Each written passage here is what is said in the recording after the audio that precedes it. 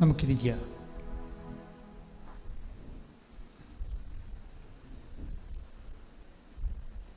പരിശുദ്ധ പരമദിവ്യകാരുണ്യത്തിന് എന്നേരവും ആരാധനയും സ്തുതിയും പുകഴ്ചയും ഉണ്ടായിരിക്കട്ടെ.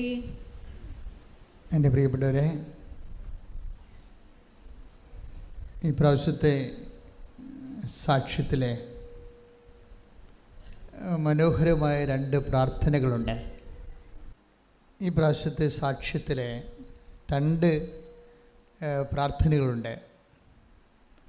വളരെ മനോഹരമായ പ്രാർത്ഥന. ഭർത്താവും ഭാര്യയും കൂടിയാണ് സാക്ഷ്യം പറഞ്ഞിരിക്കുന്നത്. 2 നോൺ ക്രിസ്ത്യൻസാണ്. നിഷ ആലുവ, അവരുടെ ഹസ്ബൻഡുമാണ്. അവരുടെ എനിക്ക് ആ സാക്ഷ്യം കേട്ടപ്പോൾ എൻ്റെ മനസ്സിൽ വന്നത്, ഇവർ 2 പേരും പ്രാർത്ഥിക്കുന്ന പ്രാർത്ഥനയുടെ കണ്ടൻറ്റ് വൈസ് ഭയങ്കര റിച്ചാണ്. അതിൻ്റെ ഉള്ളടക്കം ഭയങ്കര പോഷിതമായിട്ടുള്ളതാണ്. എന്താ പ്രാർത്ഥിക്കുന്നത്? ഒന്ന്, ഒരു കാര്യം മനസ്സിലാക്കേണ്ടത്, ഈ ഹസ്ബൻഡിന് വിശ്വാസമില്ല, ഒന്നിലും വിശ്വാസമില്ല. അതാണ് സംഭവം. അങ്ങനെയൊക്കെ ഒന്നിലും വിശ്വാസമില്ല. വൈഫിന് വിശ്വാസമുണ്ട്. അപ്പോൾ ഒരു ദിവസം അപ്പന് അസുഖം വന്നപ്പോൾ വൈഫ്, അവർ നേഴ്സാണ്, പ്രൊഫഷണൽ നേഴ്സാണ്, ഹസ്ബൻഡിനോട് പറഞ്ഞു, അപ്പൻ്റെ അസുഖം എന്ന് വെച്ച് കഴിഞ്ഞാൽ അപ്പൻ 84 വയസ്സുള്ള പ്രായമുള്ള ആളാണ്, രോഗിയാണ്. ഭയങ്കര ഈ സോറിയാസിസ് പോലെ മുതുക് മുഴുവനും ഇങ്ങനെ പഴുത്ത് അഴുകുകയാണ്. അപ്പോൾ എല്ലാവരും ബന്ധുക്കളൊക്കെ വന്ന് കണ്ടിട്ട് പറയണത് അപ്പം പെട്ടെന്ന് പോകും എന്നാണ് പറയണത്. എല്ലാവരും അങ്ങനെയാണ് പറയണത്, അപ്പം പെട്ടെന്ന് പോകും. അപ്പോൾ ഹസ്ബൻഡ് വൈഫിനെ വിളിച്ച് പറയും, എടി ഇനി മണിക്കൂറുകളേ ഉള്ളൂ, അപ്പം പെട്ടെന്ന് പോകും എന്നാണ് എല്ലാവരും പറയണമെന്ന് പറയും. അപ്പം നിൽക്കാൻ പറ്റുന്നില്ല, ഇരിക്കാൻ പറ്റുന്നില്ല, ശ്വാസം കിട്ടണില്ല, പരമശ. വൈഫ് പെട്ടെന്ന് പറയണത്, നിഷ പെട്ടെന്ന് പറയണത്, നിങ്ങൾ ആ ഉടമ്പടി തൈലം എടുത്ത് അപ്പൻ്റെ മുതുകിൽ പെരട്ടാൻ പറയും. അപ്പം നേരത്തെ ഇതുപോലെ പറയുമ്പോൾ വൈഫ് പറയുമ്പോൾ ഈ ഹസ്ബൻഡ് പറയും, നീ ഒരു നേഴ്സല്ലേ, നീ ഇപ്പോഴും ഇങ്ങനെയുള്ള കാര്യങ്ങളൊക്കെയാണ് പറയണത്. ഇത് നിൻ്റെ പ്രൊഫഷനിൽ നീ സയൻറ്റിഫിക്കായിട്ട് ഹീലിംഗ് പഠിച്ചിട്ടുള്ള ആളാണ്, പിന്നെ നീ എന്തിനാ ഇങ്ങനെ സംസാരിക്കണം എന്ന് ചോദിക്കും. അപ്പോൾ അദ്ദേഹം അവരുടെ വർത്തമാനത്തെ തടയും. പക്ഷേ ഇപ്പോഴത്തെ പ്രശ്നം അതല്ല. ഇപ്പോൾ ഈ അപ്പൻ്റെ വിഷയത്തിൽ മരുന്നിനൊന്നും ചെയ്യാനില്ല, അതാണ് വിഷയം. നമുക്കറിയാമല്ലോ, ഒരു ടൈം കഴിഞ്ഞാൽ പിന്നെ ആർക്കും ഒന്നും ചെയ്യാൻ പറ്റത്തില്ല. ഒരു ടൈം കഴിഞ്ഞാൽ ആർക്കും ഒന്നും ചെയ്യാൻ പറ്റത്തില്ല. അതെപ്പോഴും നമ്മൾ ഓർത്തേക്കണം. നിങ്ങൾ എത്ര അടുപ്പമുള്ളവരായാലും നമ്മളുടെ ഒരു സ്റ്റേജ് കഴിഞ്ഞാൽ പിന്നെ ആർക്കും നമ്മളെ സഹായിക്കാൻ പറ്റത്തില്ല. ഇതുപോലെ ഇപ്പോൾ ഹസ്ബൻഡ് മനസ്സിലായി, ഒരു ഓപ്ഷനില്ല. നമ്മളെല്ലാവരും ഒരു ഓപ്ഷൻ ഇല്ലാത്ത, ഇനിയൊരു തിരഞ്ഞെടുപ്പ് സാധ്യമല്ലാത്ത, തിരഞ്ഞെടുപ്പ് എന്ന് പറയുമ്പോൾ ഇലക്ഷനല്ലേ, നമ്മുടെ ജീവിതത്തിന് ഒരു പോകും വഴിക്ക് വേറൊരു മാർഗമില്ലാതെ വരുന്നൊരവസ്ഥ എല്ലാവരുടെ മുമ്പിലും. നമ്മളിത് അത് വരും എന്ന് ഉറപ്പാണ്. അത് എപ്പോൾ വരുമോ നമുക്കറിയത്തില്ല. എത്ര വലിയ മനുഷ്യരായാലും എത്ര കപ്പാസിറ്റി ഉള്ളവരായാലും ഒരു ഹവർ നമുക്ക് എല്ലാം നിസ്സഹായമായ ഒരവസ്ഥ. അപ്പൻ്റെ അവസ്ഥ ഇതാണ്. പണ്ട് നീ ഒരു നേഴ്സല്ലേ എന്ന് ചോദിച്ച ഹസ്ബൻഡ് ഇപ്പോൾ ചോദിക്കണില്ല. അയാൾ ആ വിശ്വാസ പ്രമാണം നോക്കിയിട്ട് അത് നോക്കി ചെല്ലി അപ്പൻ്റെ മുതുകത്തി ഉടമ്പടി തൈലം പുരട്ടിക്കൊടുക്കും. അപ്പോൾ പിറ്റേ ദിവസം അങ്ങനെ ഒരു സംഭവം ആ മുതുകത്തില്ലാത്ത രീതിയിൽ അപ്പൻ, അമ്മ, പരിശുദ്ധ അമ്മ ഹീലാക്കി കൊടുക്കും. അപ്പോഴേ അദ്ദേഹം അപ്പോൾ വിശ്വാസത്തിൽ വരും. വിഷയം അതല്ല, അദ്ദേഹത്തിൻ്റെ പ്രാർത്ഥനയുടെ രീതിയാണ്. പിന്നീട് പെട്ടെന്ന് ഡോക്ടർമാർ പറഞ്ഞ് അപ്പം കിടന്ന് ആൾക്കാർ പൊക്കി കോരിയെടുത്താൽ മാത്രമേ അപ്പനെ കൊണ്ടുപോയി എവിടെയെങ്കിലും കട്ടിൽ കിടത്താൻ പറ്റത്തുള്ളൂ. ആ അപ്പൻ നടന്ന് ആംബുലൻസിൽ കയറി. പക്ഷേ ഡോക്ടർ പറഞ്ഞ് ക്യാൻസർ ഉണ്ട് എന്ന് പറഞ്ഞു. ബയോപ്സിക്ക് വിട്ടിരിക്കുകയാണ് ഒരു കഷണം. അത് ഉള്ളിലാണ്, അത് ഇത് രോഗമല്ല, മാതാവ് സുഖപ്പെടുത്തിയ രോഗമല്ല, വേറെ രോഗം അപ്പനുണ്ട്. അത് ബയോപ്സിക്ക് വിട്ടിരിക്കുകയാണെന്ന് പറഞ്ഞു. അതോടുകൂടി ഈ മനുഷ്യൻ വിറച്ചു പോയി. ഈ മനുഷ്യൻ നേരെ വന്ന് മാതാവിൻ്റെ അടുത്ത് ഇവിടെ നിന്നേച്ച്, നിങ്ങൾക്കറിയാമല്ലോ കുറേ പേര് അങ്ങനെ കുറേ മനുഷ്യരുണ്ട്. രാവിലെ ഇങ്ങോട്ട് വരും, മാതാവിനെ നോക്കിക്കൊണ്ട് മണിക്കൂറോളം നിൽക്കും. അപ്പോൾ ഈ മനുഷ്യൻ ഇവിടെ വന്നിച്ച് മാതാവിനോട് പറയുന്നൊരു പ്രാർത്ഥനയുണ്ട്. അതാണ് എൻ്റെ പോയിൻ്റ്. മനുഷ്യൻ, അമ്മേ, ഞങ്ങൾ രണ്ടുപേരും കൂടി ഒരുമിച്ച് പോകാൻ നേരത്താണ് ഇപ്പോൾ അപ്പന് ഈ രോഗം വന്നത്. അപ്പം ഞങ്ങൾക്ക് പോകാതിരിക്കാൻ പറ്റത്തില്ല. അതുകൊണ്ട് അമ്മ ഇത് സുഖപ്പെടുത്തിയേ മതിയാവത്തുള്ളെന്ന് പറയും. എന്ന് വെച്ച് കഴിഞ്ഞാൽ അതൊരു കാർക്കശ്യം പോലെയാണ്. അദ്ദേഹം പറഞ്ഞിരിക്കുന്നത് ഇതാണ്, ഈ സമയത്ത് മാതാവേ ഈ സമയത്ത് പരീക്ഷിക്കരുത്. അതായത് അപ്പോൾ കുറച്ച് ടോൺ മാറി. എന്താണ്, അവരെല്ലാം ഒരുക്കി പോകാൻ നേരത്തിലാണ് അപ്പന് ക്യാൻസർ ആണെന്ന് പറയണത്. അപ്പോൾ ആ മനുഷ്യൻ നേരെ വന്ന് മാതാവിനോട് പറഞ്ഞു, മാതാവേ ഈ സമയത്ത് പരീക്ഷിക്കരുത്. എന്താണ് പറയണത്, ഞങ്ങൾ പോകാൻ നിൽക്കുകയാണ്. അപ്പോൾ പ്രാർത്ഥനയുടെ ആ ഒരു കണ്ടൻറ്റ് വയസ്സ് കണ്ട എന്താണ് പറഞ്ഞത്, അയാൾ എന്താ പറഞ്ഞത്, മാതാവേ ഈ സമയത്ത് പരീക്ഷിക്കരുത്. നമ്മൾക്ക് ഇത്രയും ഇൻറ്റിമേറ്റായിട്ട് ട്രാൻസ്ഫർ ചെയ്യാൻ കഴിയണം. ഇതൊരു ഇൻറ്റിമസിയാണ്. ഇൻറ്റിമസി ഉള്ളവർക്ക്, അമിതമായ വിശ്വാസമുള്ളവർക്ക് വാരിക്കെട്ടി പ്രാർത്ഥിക്കേണ്ടി വരത്തില്ല. വല്ലതും പ്രാർത്ഥിച്ചാൽ മതി. ആ പ്രാർത്ഥന എപ്പോഴും നമ്മൾ ശ്രദ്ധിക്കേണ്ട ഒരു വിഷയം. ഇനി ഇദ്ദേഹത്തിൻ്റെ വൈഫ് നിഷയുടെ ഒരു പ്രാർത്ഥനയുണ്ട്. ആ പ്രാർത്ഥന എന്ന് പറയണത്, ഇവൾക്ക് സൗദി നേഴ്സാണ്. സൗദിയിൽ നിന്ന് ട്രാൻസ്ഫറായി വേറെ രാജ്യങ്ങളിലേക്ക് പോകാൻ വേണ്ടി ആൾ സ്വയം ടെർമിനേറ്റ് ചെയ്ത് പോകുന്നതാണ്. പക്ഷേ വിസ പ്രോസസ്സിങ്ങൊക്കെ ഭയങ്കര സ്ലോയാണ്.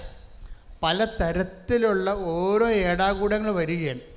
പക്ഷേ എന്നിട്ടും മാതാവ് ഈ നിഷയുടെ ഉടമ്പടി ഹോണർ ചെയ്തിട്ട് ഇവളെ പറയും, നിഷ പറയുന്നുണ്ട് ആ സാക്ഷ്യത്തിൽ, എനിക്ക് മനസ്സിലാവണില്ല, ആരോ എൻ്റെ കൂടെ നിന്ന് ഓരോ ഫയലും നീക്കണ പോലെ എനിക്ക് തോന്നണുണ്ടെന്ന്. അതിപ്പോൾ ഈ നിഷയുടെ മാത്രം ഹസ്ബൻഡല്ല, എക്സ്പീരിയൻസ് അല്ല. ഇപ്പോൾ എല്ലാ ദിവസങ്ങളിലും ആൾക്കാർ ഇത് പറയുന്നുണ്ട്, ആരോ എൻ്റെ കൂടെ ഉണ്ട്. ഉടമ്പടി എടുത്തപ്പോൾ മുതൽ തോന്നി ആരോ എൻ്റെ കൂടെയുണ്ട്. പ്രസൻസാണത്.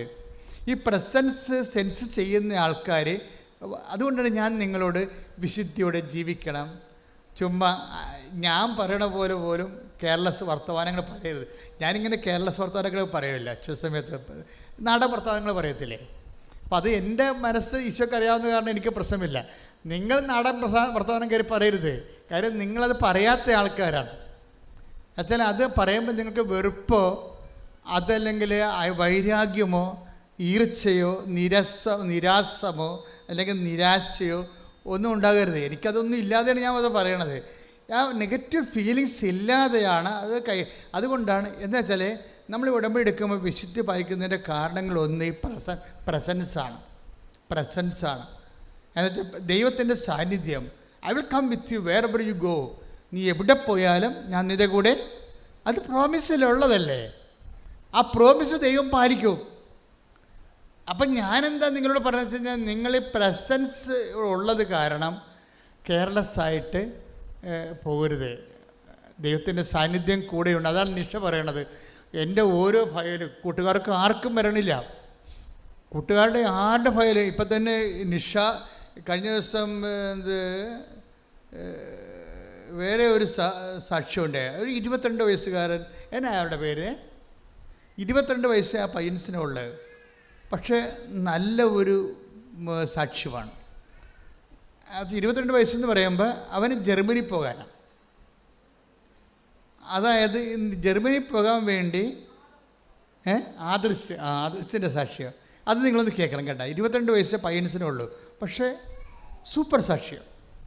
അത് അവൻ പറഞ്ഞു, ഞാൻ കുടുംബ പ്രാർത്ഥനയ്ക്കൊന്നും പങ്കെടുക്കത്തില്ല, പള്ളിയിലൊന്നും പോകത്തില്ല, പോയാൽ തന്നെ അവസാനമേ കുർബാന എല്ലാം തീരാൻ നേരത്തെ ചെല്ലത്തുള്ളൂ. കുർബാന എല്ലാം നേരെ കുടുംബ പ്രാർത്ഥനയ്ക്ക് പങ്കെടുക്കത്തില്ല. കുടുംബ പ്രാർത്ഥന സമയമാകുമ്പോൾ ഞാൻ അവിടുന്ന് വീട്ടിൽ നിന്ന് ഇറങ്ങിപ്പോയിട്ട് കൂട്ടുകാരുടെ കൂടെ കളിച്ചൊക്കെ ഇരിക്കും.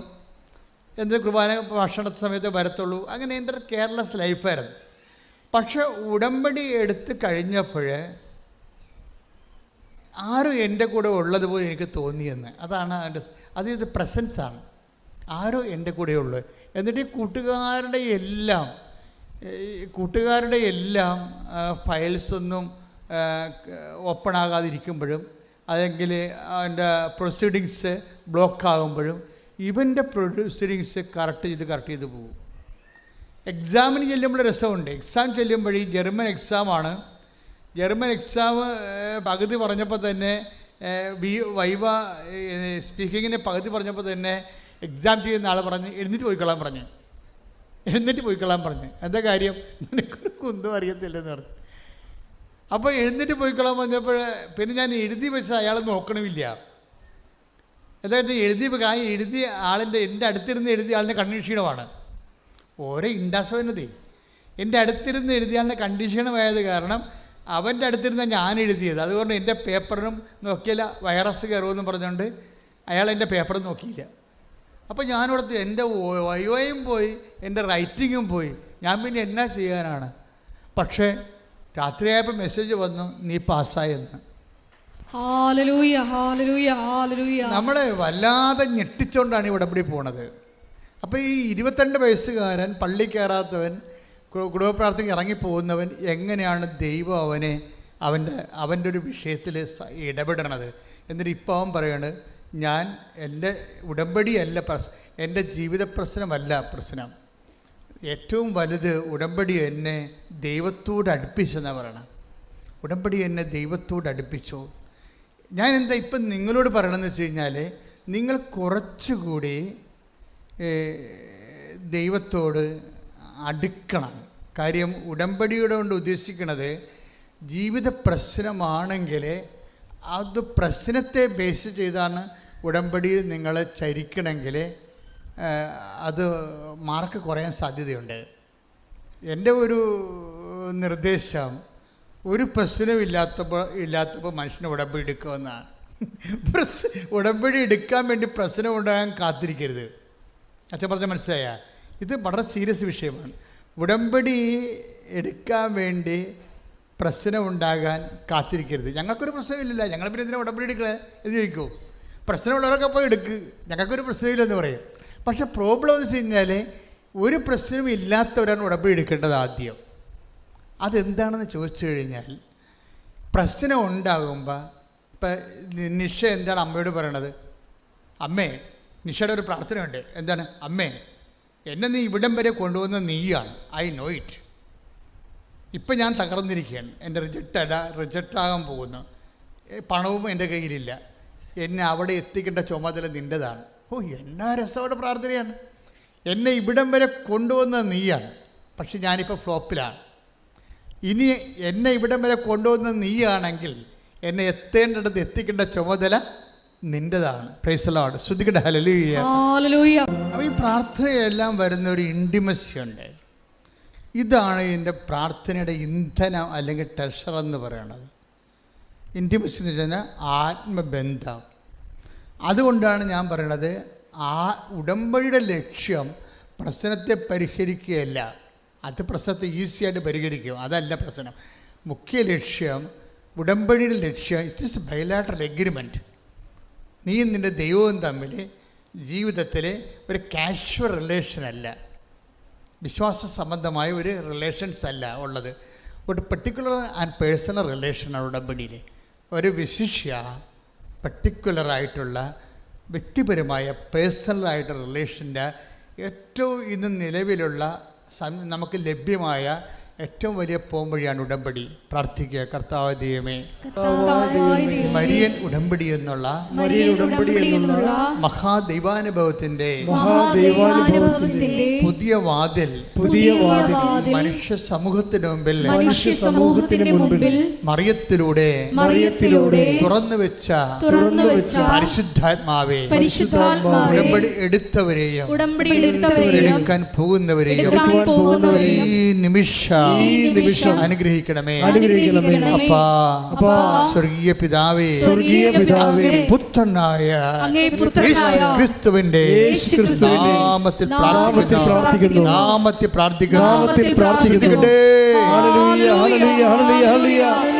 പരിശുദ്ധ പരമ ദിവ്യകാരുണ്യത്തിന് നേരവും ആരാധനയും സ്തുതിയും പുകഴ്ചയും ഉണ്ടായിരിക്കട്ടെ. അപ്പോൾ ഇൻറ്റിമേറ്റ് ആൻഡ് അമീക്കബിൾ റിലേഷൻ എന്ന് വെച്ച് കഴിഞ്ഞാൽ വളരെ ആത്മബന്ധവും സ്നേഹോജ്വലവുമായ ഒരു ബന്ധം ആണ് ഉടമ്പടിയുടെ ഒരു ടാൻജിബിൾ റിസൾട്ട്, സ്പർശ്യമായ ഒരു ഫലമെന്ന് പറയുന്നത്. അപ്പം എന്താ നിങ്ങൾക്ക് ചെറുക്ക് പറ്റുന്നത്? നിങ്ങൾ ഉടമ്പടിയുടെ ഫലം നിങ്ങൾ വെച്ചിരിക്കുന്ന നിയോഗത്തിൻ്റെ നിവൃത്തിയായിട്ടാണ് നിങ്ങൾ മനസ്സിലാക്കി വെച്ചിരിക്കുന്നത്. It is much more than that. നമ്മളെല്ലാവർക്കും നിങ്ങളെ ഉടമ്പടിയുടെ ഫലത്തെ റെഡ്യൂസ് ചെയ്തിരിക്കണം. എങ്ങനെ അറിയാമോ? ഉടമ്പടി എന്ന് പറഞ്ഞാൽ നിങ്ങൾ വെച്ചിരിക്കുന്ന നിയോഗത്തിന് നിവർത്തി കിട്ടുകയാണ്. It is very easy. അതല്ല പ്രശ്നം. ഇതിൻ്റെ ഒരു അൾട്ടിമേറ്റ് എൻഡുണ്ട്, ആത്യന്തികമായ ഒരു ലക്ഷ്യമുണ്ട്. എന്നിട്ട് അതെന്ന് പറയണത് ദൈവമായിട്ട് ഒരു കാലത്തും സാധിക്കാത്ത ഒരു റിലേഷൻ, ബന്ധം. ഇപ്പം ഞാനൊരു കാര്യം നിങ്ങളോട് ചോദിക്കട്ടെ. ഈ കർത്താവ് ഒരു പ്രാവശ്യം ശിഷ്യന്മാർ സഞ്ചരിച്ചിരുന്ന വള്ളത്തിൽ കിടന്ന് ഉറങ്ങിപ്പോയില്ലേ? ഇല്ലേ? എനിക്കറിയാം ആ കഥ. അപ്പോഴ് വലിയ കാറ്റുണ്ടായിരുന്നു.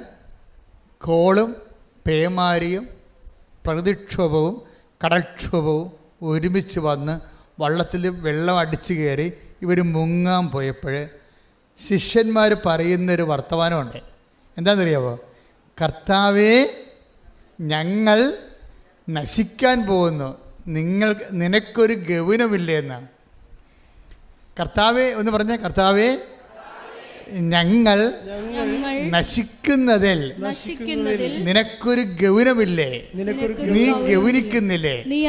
ഇപ്പം കർത്താവിനെ കുറ്റപ്പെടുത്തിയാണ് ചോദിക്കുന്നത്. പ്രാർത്ഥനയിൽ ദൈവത്തെ കുറ്റപ്പെടുത്തുക. ഇത് പത്രോസിൻ്റെ വായിൽ നിന്ന് വന്നൊരു പ്രാർത്ഥനയാണ് ശരിക്കും പറഞ്ഞാൽ. ഈ പ്രാർത്ഥനയെ സ്കാൻ ചെയ്ത് നോക്കുമ്പോൾ നമുക്ക് എന്താ മനസ്സിലാകണത്? കർത്താവെ, ഞങ്ങൾ നശിക്കുന്നു, നിങ്ങൾക്ക് അങ്ങനെ കുറ്റപ്പെടുത്തി പ്രാർത്ഥിക്കാൻ പറ്റുമോ? പറ്റത്തില്ല. എന്താ കാര്യം? ബന്ധമില്ല. മനസ്സിലായില്ലേ? ഇപ്പം എന്നോട് പറയും, അച്ഛാ, എന്നോട് ഇപ്പോൾ ഞാൻ പിള്ളേരെ പ്രാർത്ഥിക്കുമ്പോൾ പറയും, ചിലത് എൻ്റെ കയ്യെ കയറി പിടിക്കും. എന്താണ്? അച്ഛൻ പിടിച്ചിട്ടൊക്കെ അച്ഛൻ അവിടെ പോയി ഇരിക്കുമല്ല.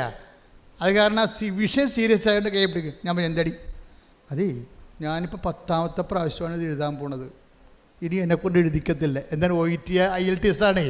ഞാനീ 10ാം പ്രാവശ്യമാണ് ഇപ്പോൾ എഴുതാൻ പോണത്, ഇനി കാശില്ല എഴുതാൻ. ഞാൻ പറഞ്ഞു, നീ എന്നോട് എന്നെ പിടിച്ചെടുത്തിയ പോലെ മാതാവിനെ പിടിച്ചെടുത്താൻ പറഞ്ഞു. എന്താ കാര്യം? അവൾ പറഞ്ഞ കറക്റ്റാണ്, പക്ഷെ അവൾ പറയുന്ന രീതി തെറ്റാണ്. ഇപ്പോഴും ആ പ്രാർത്ഥനയെ അപേക്ഷയാണ്. ഇപ്പം നിഷയുടെ പ്രാർത്ഥന എന്താണ്? എന്നെ ഇവിടം വരെ എത്തിച്ചത് നീയാണ്, നിൻ്റെ കടമയാണ് എന്നെ അന്ത്യം വരെ എത്തിക്കേണ്ടത്. അതൊരു കമാൻഡാണ്. പക്ഷെ അതിൻ്റെ അകത്ത് വരുന്ന അതിൻ്റെ സ്റ്റഫ് എന്താ? ഒരു ഇൻറ്റിമസിയാണ്. നമുക്കതുപോലെ പറയാൻ പറ്റണില്ല. എന്താ കാര്യം? നമുക്ക് ആ ഇൻറ്റിമസി ഇല്ല. പ്രാർത്ഥനയുടെ കണ്ടൻറ്റ് ബേസിൽ ഏറ്റവും പ്രധാനപ്പെട്ട ഘടകം ഇൻറ്റിമസിയാണ്. ഇൻറ്റിമസി എന്ന് പറയുന്നത് എന്താണ്? ആന്തരിക ആത്മബന്ധം. ആന്തരിക ആത്മബന്ധമാണ്. ഈ ഉടമ്പടിയിൽ നമ്മൾ രോഗികളെ കാണുന്നു, അല്ലേ?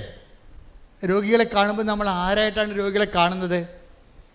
25-35 അനുസരിച്ചാണ്. മത്തായി സിയുടെ സുവിശേഷം, take the word of God, Mathai 25-35. ശ്രദ്ധിക്കട്ടെ. ഹല്ലേലൂയ. എന്തെന്നാൽ എനിക്ക് വിശന്നു, നിങ്ങൾ ഭക്ഷിക്കാൻ തന്നു, എനിക്ക് ദാഹിച്ചു, നിങ്ങൾ കുടിക്കാൻ തന്നു, ഞാൻ പരദേശിയായിരുന്നു, നിങ്ങൾ എന്നെ സ്വീകരിച്ചു, ഞാൻ രോഗിയായിരുന്നു, നിങ്ങൾ എന്നെ സന്ദർശിച്ചു. അപ്പൊ ഞാനെന്നാ പറയണത്, മനസ്സിലായില്ലേ? ഉടമ്പടിയിൽ നമ്മളൊരു രോഗിയെ കാണാൻ പോകുമ്പോൾ നിങ്ങൾ പറയരുത് നമ്മുടെ അയൽവാസിയായ ജോണമ്മ ചേച്ചിയാണെന്ന് പറയരുത്. അതാണ് പ്രശ്നം കിടക്കുന്നത്. ഇവിടെയാണ് ഒരു ഉടമ്പടി മിസ്റ്റേക്ക് സംഭവിക്കുന്നത്. അതായത് നിങ്ങൾ രോഗികളെ കാണാൻ പോകുമ്പോൾ ഇയാൾ അറിയത്തില്ലേ നമ്മുടെ അയൽവാസിയാണേ, ഇന്ന ആളാണെന്ന് പറയും. അങ്ങനെയല്ല, അയാളല്ലത്. ആരാണത്? ഞാൻ രോഗിയായിരുന്നു. മനസ്സിലായില്ലേ? ആ ഇല്ലാത്തവനുമായിട്ട്, വേദനയുള്ളവനുമായിട്ട്, കണ്ണീരുള്ളവനുമായിട്ട് കർത്താവ് താതാത്മ്യപ്പെട്ടിട്ടുണ്ട്. ഈ താതാത്മ്യീകരണം തിരിച്ചറിയുന്നിടത്ത് വെച്ചാണ് നമ്മളുടെ സാമൂഹ്യ പ്രവർത്തനം ഇരിക്കുന്നത്. യേശു ക്രിസ്തുവിനെ ഇല്ലായ്മക്കാരനും വല്ലായ്മക്കാരനിലും അവൻ്റെ ഇല്ലായ്മയും വല്ലായ്മയും അവിടെ യേശു ക്രിസ്തുവാണെന്ന് നമ്മൾ തിരിച്ചറിയുന്നിടത്ത് ആണ് ഇപ്പോൾ സഭയ്ക്ക് വന്നിരിക്കുന്ന ദുരന്തം എന്താണെന്നറിയാവോ? കുറേ അണ്ണന്മാർ പോയി MSW എടുത്തുകൊണ്ട് വന്ന് സോഷ്യൽ സർവീസിൽ ഇരിപ്പുണ്ട്. എന്താ പ്രശ്നം വരാവുന്നത്? സഭയുടെ സോഷ്യൽ പ്രവർത്തനമല്ല നടക്കുന്നത്. ശാസ്ത്രീയമായ സാമൂഹ്യ പ്രവർത്തനത്തിലൂടെ സാങ്കേതികമായി കിട്ടിയിരിക്കുന്ന കുറച്ച് ജ്ഞാനം കൊണ്ട് ഉണ്ടാക്കി വെക്കുന്ന കുറച്ച് വർക്ക്സാണത്. അത് ചിലപ്പോൾ സോഷ്യൽ വർക്കായിരിക്കാം, ക്രിസ്തുവുമായിട്ട് അതിന് ബന്ധമില്ല. ക്രിസ്തുവുമായിട്ട് ബന്ധമുണ്ടെങ്കിൽ ഇല്ലായ്മക്കാരനിൽ വല്ലായ്മക്കാരനിൽ രോഗികളിൽ തകർച്ചയുള്ളവന് ഇപ്പം ഇന്ന് തന്നെ ഈ ആനന്ദം അവൻ്റെ പേരെന്നെ ആദ്യത്തെ പറയുന്നൊരു സാക്ഷ്യമുണ്ട്. എനിക്ക് ഭയങ്കര പാടാണ് ഈ ആൾക്കാർക്കൊക്കെ സഹായിക്കാൻ വേണ്ടി, അങ്ങനെ ഒരു മനസ്സെൻ്റെ കയ്യിലില്ല. അതിനുള്ള കാര്യം തുറന്നു പറയുകയും എനിക്കിങ്ങനൊരു മനസ്സില്ല ആൾക്കാരെയൊക്കെ സഹായിക്കാൻ. അപ്പോൾ എനിക്ക് തോന്നണത് ഇവരെല്ലാം പറ്റിപ്പുകാരാണെന്നാണ് തോന്നണത്. അതുകൊണ്ട് ഞാൻ ആരെയും സഹായിക്കാത്തത്. എല്ലാവരും നട തുറന്ന രസമുള്ള സാക്ഷ്യമാണ്. അവരെല്ലാം പറ്റിപ്പുകാരാണെന്ന് തോന്നണം. പിന്നെ ഞാൻ പിന്നെ സാമ്പത്തികമായിട്ട് ആരെങ്കിലും സഹായിക്കണമെന്നുണ്ടെങ്കിൽ എനിക്കറിയണം അത് കറക്റ്റാണെന്നറിയണം, എന്നാൽ മാത്രമേ ഞാൻ സഹായിക്കത്തുള്ളൂ. അപ്പം അങ്ങനൊരു മനസ്സാണ് എൻ്റേത്. പക്ഷേ ഇപ്പം എന്ത് ചെയ്യാന്നറിയാമോ? എനിക്ക് തോന്നി പലരും വന്ന് എന്നോട് ചോദിച്ചു, ചേട്ടായി ഞങ്ങൾ ഇത്തിരി ജർമ്മൻ പഠിപ്പിച്ച് തരുമോ? എന്നെക്കാൾ ഇളയ പിള്ളേർ വന്ന് വെച്ചാൽ എന്നോട് ചോദിച്ചേ, ചേട്ടായി ഞങ്ങൾ ഇത്തിരി ജർമ്മൻ പഠിപ്പിച്ച് തരുമോ? അപ്പോൾ ഞാൻ 5 പേർക്ക് ജർമ്മൻ പഠിപ്പിച്ചു കൊടുത്തു. അതാണ് എൻ്റെ ഉടമ്പടിയില്ല പരസ്നേഹ പ്രവൃത്തികൾ. ദാറ്റ് മീൻസ് എന്താണ്? ഈശോ അവിടെയും താതാമ്യപ്പെടുകയാണ്. എന്താ പ്രശ്നം? ഈശോയ്ക്ക് ജർമ്മൻ അറിയാൻ പാടില്ല, അതുകൊണ്ട് ഞാൻ ജർമ്മൻ പഠിപ്പിച്ചു കൊടുത്തു. മനസ്സിലായില്ലേ? നമ്മുടെ സാമൂഹ്യ പ്രവർത്തനങ്ങൾ പോലും അത് ഈശോ ആണ് എന്നിലൂടെ അവനിലൂടെ എന്നോട് ആവശ്യപ്പെടുന്നത് കണ്ടുകൊണ്ട് ഞാൻ ഈശോയുടെ വാക്കുകളെ ഹോണർ ചെയ്തുകൊണ്ട് നിങ്ങൾ ദൈവത്തിൻ്റെ ജോലി ചെയ്യുമ്പോൾ ഈ ഇൻറ്റിമസി ഉണ്ടാകും. അല്ല ഇൻറ്റിമസി ഉണ്ടാകത്തില്ല. ദൈവം ആത്മാർത്ഥ ദൈവമാണ്. അതുകൊണ്ട് നമ്മളെ കഷ്ടപ്പെടുത്തുന്ന ഇപ്പോൾ അദൃശ്യം പറയുന്നത് എന്താണ്? ഇപ്പം ഞാൻ ജർമ്മൻ പഠിപ്പിച്ച് മഴ കൊടുക്കുക മാത്രമല്ല, രോഗികളെ കാണാൻ പോകും. ഞാൻ പിന്നെ ഭക്ഷണമില്ലാത്തൊക്കെ ഭക്ഷണം എത്തിച്ച് കൊടുക്കും. ടോട്ടൽ 22 വയസ്സുകാരൻ ടോട്ടലി ചേഞ്ചിലായി. 22 വയസ്സുകാരന് ഒരൊറ്റ ഉടമ്പടി കൊണ്ട് ഇത്രയും ചേഞ്ച് ചെയ്യാൻ പറ്റുമെങ്കിൽ ഉടമ്പടിയേക്കാൾ നല്ലൊരു സംവിധാനം ഇപ്പം ഇല്ലെന്നല്ല എൻ്റെ അർത്ഥം. കൈയിടിച്ച് കർത്താവ് ഡെലിവറി ചെയ്യുക.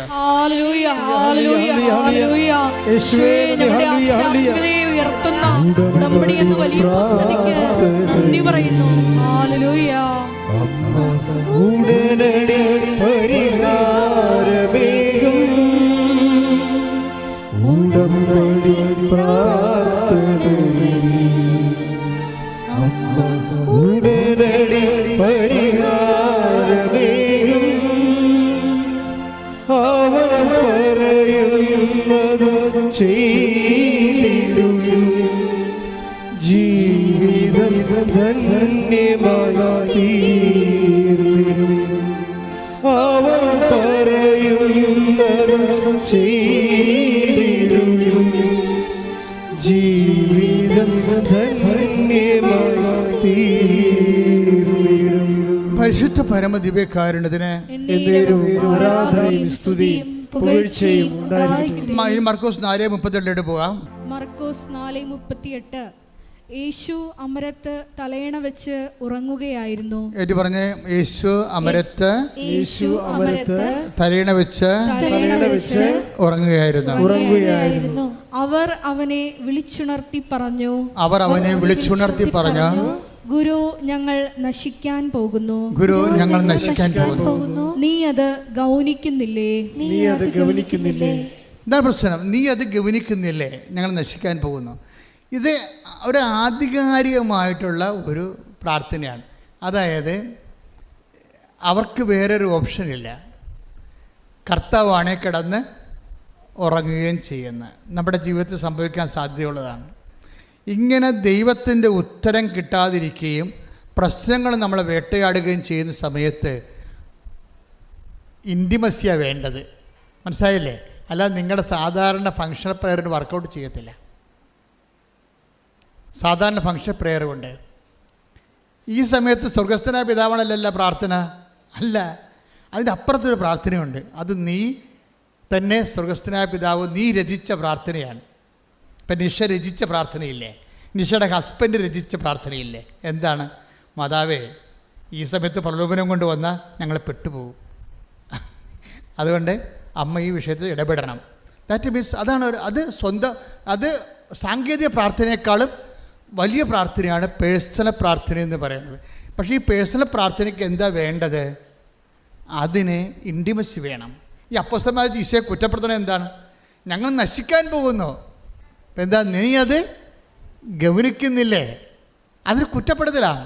പക്ഷെ അങ്ങനെ കുറ്റപ്പെടുത്താൻ വേണ്ടി മാത്രം അവർ ദൈവവുമായിട്ട് ഇൻറ്റിമസിയായി.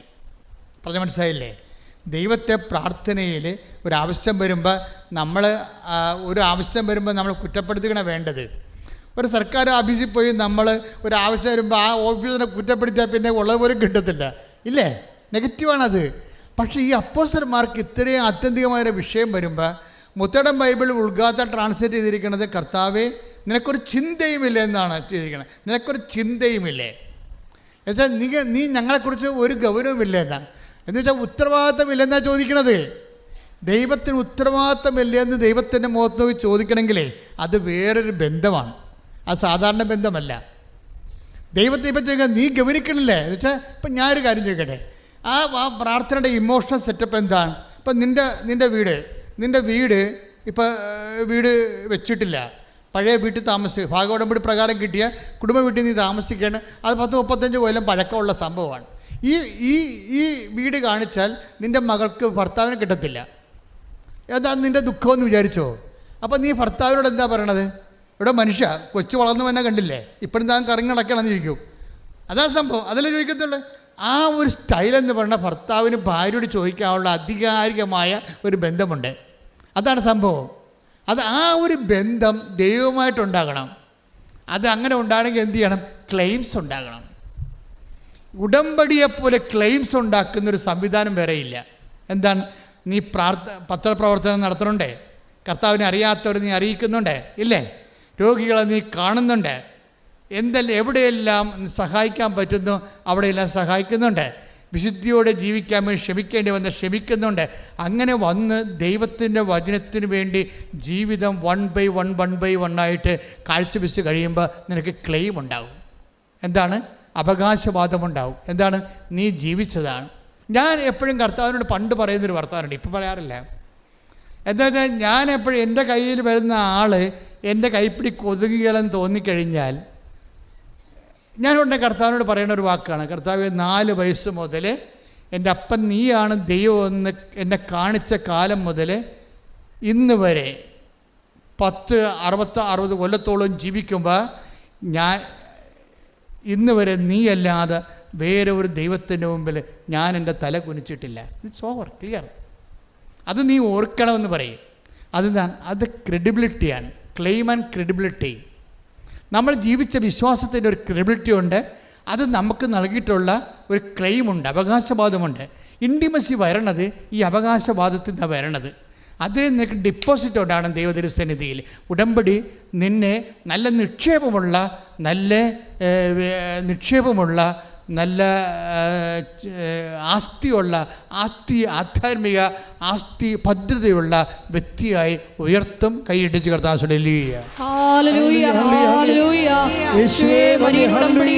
പ്രേക്ഷിത പ്രവർത്തനങ്ങളിലൂടെയും കാരുണ്യ പ്രവർത്തനങ്ങളിലും ഞങ്ങളുടെ ആധ്യാത്മിക ആസ്തി വർദ്ധിപ്പിക്കുന്നതിന് കർത്താവേ നാഥനേ യേശുവേ രക്ഷകാ കർത്താവേ നാഥനേ യേശു കർത്താവാണെന്നും യേശു ദൈവമാണെന്നും ഞാൻ വിശ്വസിക്കുന്നു, ഞാൻ പ്രഖ്യാപിക്കുന്നു. യേശു കർത്താവാണെന്നും യേശു ദൈവമാണെന്നും ഞാൻ വിശ്വസിക്കുന്നു, ഞാൻ പ്രഖ്യാപിക്കുന്നു. പരിശുദ്ധ പരമദിവ്യകാരുണ്യത്തിന് ആരാധനയും സ്തുതിയും പുകഴ്ചയും ഉണ്ടായിരിക്കട്ടെ. ഇനി ഈശോയുടെ ബൈ നേച്ചർ പഠിക്കണം നല്ലതായിരിക്കും. ഈശോയുമായിട്ടല്ല നിങ്ങൾ ഡീൽ ചെയ്യണത്. മാതാവ് അതിനുള്ള മരിയനതൊരു മാർഗമാണ് കേട്ടോ. ലക്ഷ്യമാരാണ്? ക്രിസ്തുവാണ്. അപ്പോൾ ഈശോയുമായിട്ട് ഡീൽ ചെയ്യണമെങ്കിൽ ഈശോയുടെ സ്പെഷ്യൽ നേച്ചർ നമ്മൾ പഠിക്കിട്ടിരിക്കണം. അത് ഇതുപോലെ ഉത്തരം തരാത്ത നേച്ചർ, ഉത്തരം തരുന്ന നേച്ചറല്ല. ഉത്തരം തരുന്ന നേച്ചറുണ്ട്.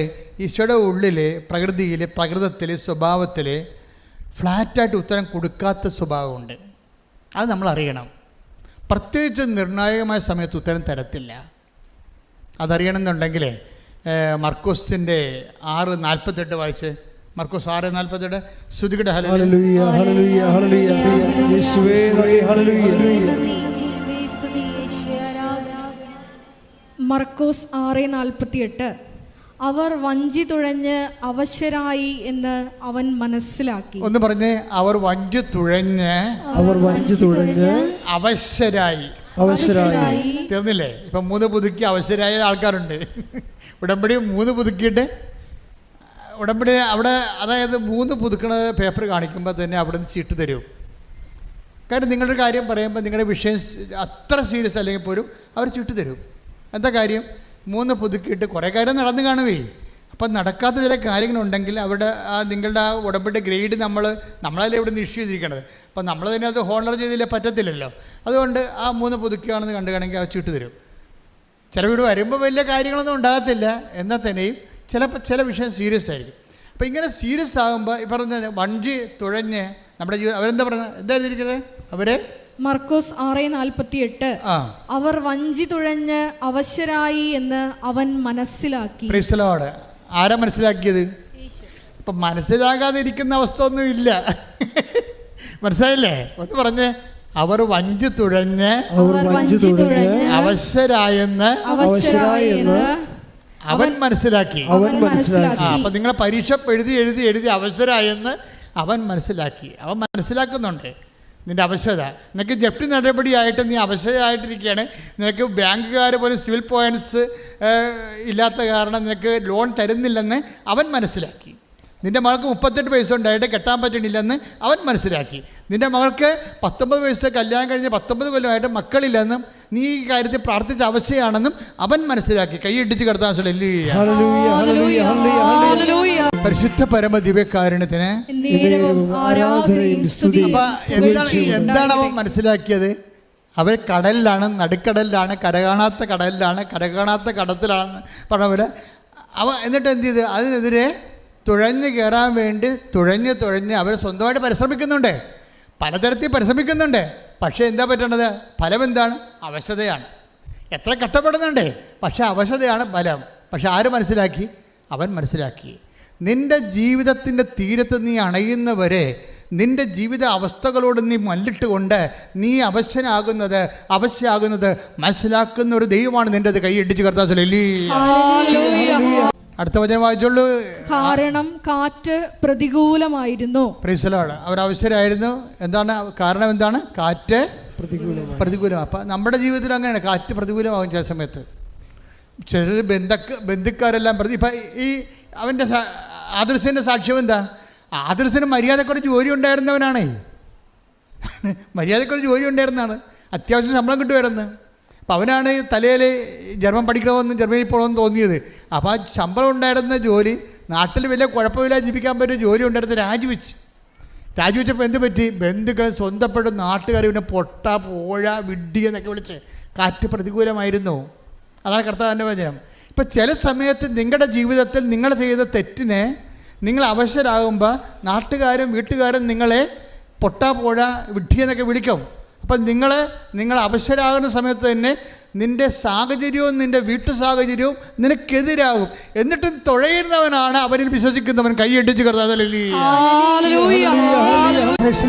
അപ്പം കാറ്റ് പ്രതികൂലമായിരുന്നു. സാഹചര്യം, ബന്ധുക്കൾ, സ്വന്തപ്പെട്ടവർ, ഭർത്താവ്, ഭാര്യ, കുഞ്ഞുങ്ങൾ എല്ലാവരും ചില സമയത്ത് പ്രതികൂലമാകും. അത് നമ്മുടെ ജീവിതത്തിൻ്റെ അവസ്ഥയാണ്. എങ്കിലും യെറ്റ് ഹി വെൻ്റ് ഓൺ, എന്നിട്ടും നമ്മൾ മുന്നോട്ട് പോകും. എന്താ കാരണം? അടുത്ത വചനം ഇതിനേക്കാൾ കഷ്ടമാണ്. അടുത്ത വചനം വായിച്ചേ. രാത്രിയുടെ 4-ാം യാമത്തിൽ. രാത്രിയുടെ 4-ാം യാമം. രാത്രിക്ക് എത്ര യാമം ഉണ്ടെന്ന് അറിയാമല്ലോ? രാത്രിയുടെ 4-ാം യാമമാണ്. ഇത് എത്രയാണ്? വചനം എത്രയാണിത്? മർക്കോസ് 6:48, 49, 50 വചനങ്ങളിലൂടെയാണ് പോണത്. ഇപ്പം എന്തൊക്കെ പ്രശ്നമുണ്ട്? കാറ്റ് പ്രതികൂലമായിരുന്നു. അപ്പോൾ എന്ത് സംഭവിച്ചു? രാത്രിയുടെ 4-ാം യാമം. ഉടമ്പടി 4-ാമത്തെ പ്രാവശ്യം പുതുക്കുമ്പോഴായിരിക്കും ചിലപ്പോൾ കർത്താവ് വരാൻ പോണത്. മനസ്സിലായില്ലേ? കാര്യം 1-ാം യാമം ഉണ്ട്, അത് 6 തൊട്ട് 9 മണി വരെയാണ്. ഉച്ച കഴിഞ്ഞ് വൈകുന്നേരം യഹൂദൻ്റെ കണക്കാണിത് ബൈബിളിലുള്ളത്. അത് 6 മണി തൊട്ട് രാത്രി 9 മണി വരെയാണ് 1 യാമം. 9 to 12, 12 മണി രാത്രി 2 യാമം. 12 to 3 മണി വെളുപ്പിന് 3 മണിയാണ് 3 യാമം. 3 മണി തൊട്ട് 6 മണി വരെ നേരം വെളുക്കാനായി. 3 മണി തൊട്ട് 6 മണി വരെ രാത്രിയുടെ 4 യാമത്തിൽ ഓർക്കുക, കർത്താവിൻ്റെ സ്വഭാവം പഠിക്കുക. 1 യാമത്തിൽ വന്നില്ലെങ്കിൽ വരികത്തില്ലെന്ന് ചിന്തിക്കരുത്, അത് അല്പക്രിസ്ത്യാനിയാണ്. 2 യാമത്തിൽ അവന് ഉത്തരം തന്നില്ലെങ്കിൽ അവൻ വരത്തില്ലെന്ന് ചിന്തിക്കരുത്, അത് നീ അവിശ്വാസിയാണ്. 3 യാമത്തിൽ അവൻ വന്നില്ലെങ്കിൽ നീ അവൻ വരത്തില്ല ചിന്തിക്കരുത്. അങ്ങനെ തന്നു കഴിഞ്ഞാൽ ദൈവം നിന്നെ മനുഷ്യനായിട്ട് പോലും കരുതത്തില്ല. എന്താ കാരണം? 4 യാമത്തിലും അവൻ വരാൻ സാധ്യതയുണ്ട്. കാര്യം അവൻ നിനക്ക് വേണ്ടി വില കൊടുത്ത് നിന്നെ വീണ്ടെടുത്ത ദൈവമാണ്. ശ്രദ്ധിക്കട്ടെ. പരിശുദ്ധ പരമ ദിവ്യകാരുണ്യത്തിന് 48, 49, 50. അടുത്ത വചനം വായിച്ചേ. രാത്രിയുടെ 4 യാമത്തിൽ അവൻ കടലിനു മീതെ നടന്ന് അവരുടെ അടുത്തെത്തി അവരെ കടന്നു പോകാൻ ഭാവിച്ചു. ഇതാണ് പ്രശ്നം. രാത്രി 4 യാമത്തിൽ അവൻ നേരെ വന്ന് വള്ളത്തിൽ കയറിയതല്ല ചെയ്യുന്നത്. രാത്രി 4 യാമത്തിൽ അവൻ കടലിൻ്റെ മീതെ നടന്നു വന്നു. നിന്റെ ദൈവം ഏത് കടലിൻ്റെ മീതെയും കാറ്റിൻ്റെ മീതെയും അവൻ നടന്നു വന്ന് നിന്റെ വീണ്ടെടുപ്പ് നടത്തും. ശ്രദ്ധിക്കട്ടെ. പരിശുദ്ധ പരമ ദിവ്യകാരുണ്യത്തിന്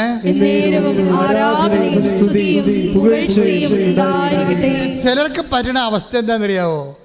ഈ 1 യാമത്തിൽ അവരുടെ വിഷയത്തിന് മേൽ ദൈവം കടന്നു വന്നില്ലെങ്കിൽ അവർ സ്റ്റോപ്പ് ചെയ്യും. പ്രാർത്ഥനാ ജീവിതം സ്റ്റോപ്പ് ചെയ്യും, ഉടമ്പടി ജീവിതം സ്റ്റോപ്പ് ചെയ്യും. 2 യാമത്തിൽ വന്നില്ലെങ്കിൽ വേറെ കുറേ ആൾക്കാർ സ്റ്റോപ്പ് ചെയ്യും. 3 യാമത്തിൽ വന്നില്ലെങ്കിൽ അടുത്ത കുറേ ആൾക്കാർ സ്റ്റോപ്പ് ചെയ്യും. ഈ 4 യാമക്കാരാണ് ദൈവത്തിൻ്റെ സ്വന്തം ആൾക്കാർ. ശ്രദ്ധിക്കട്ടെ. ഹല്ലേലൂയ.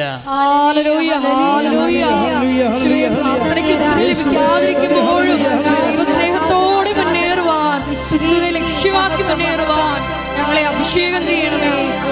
ഹല്ലേലൂയ.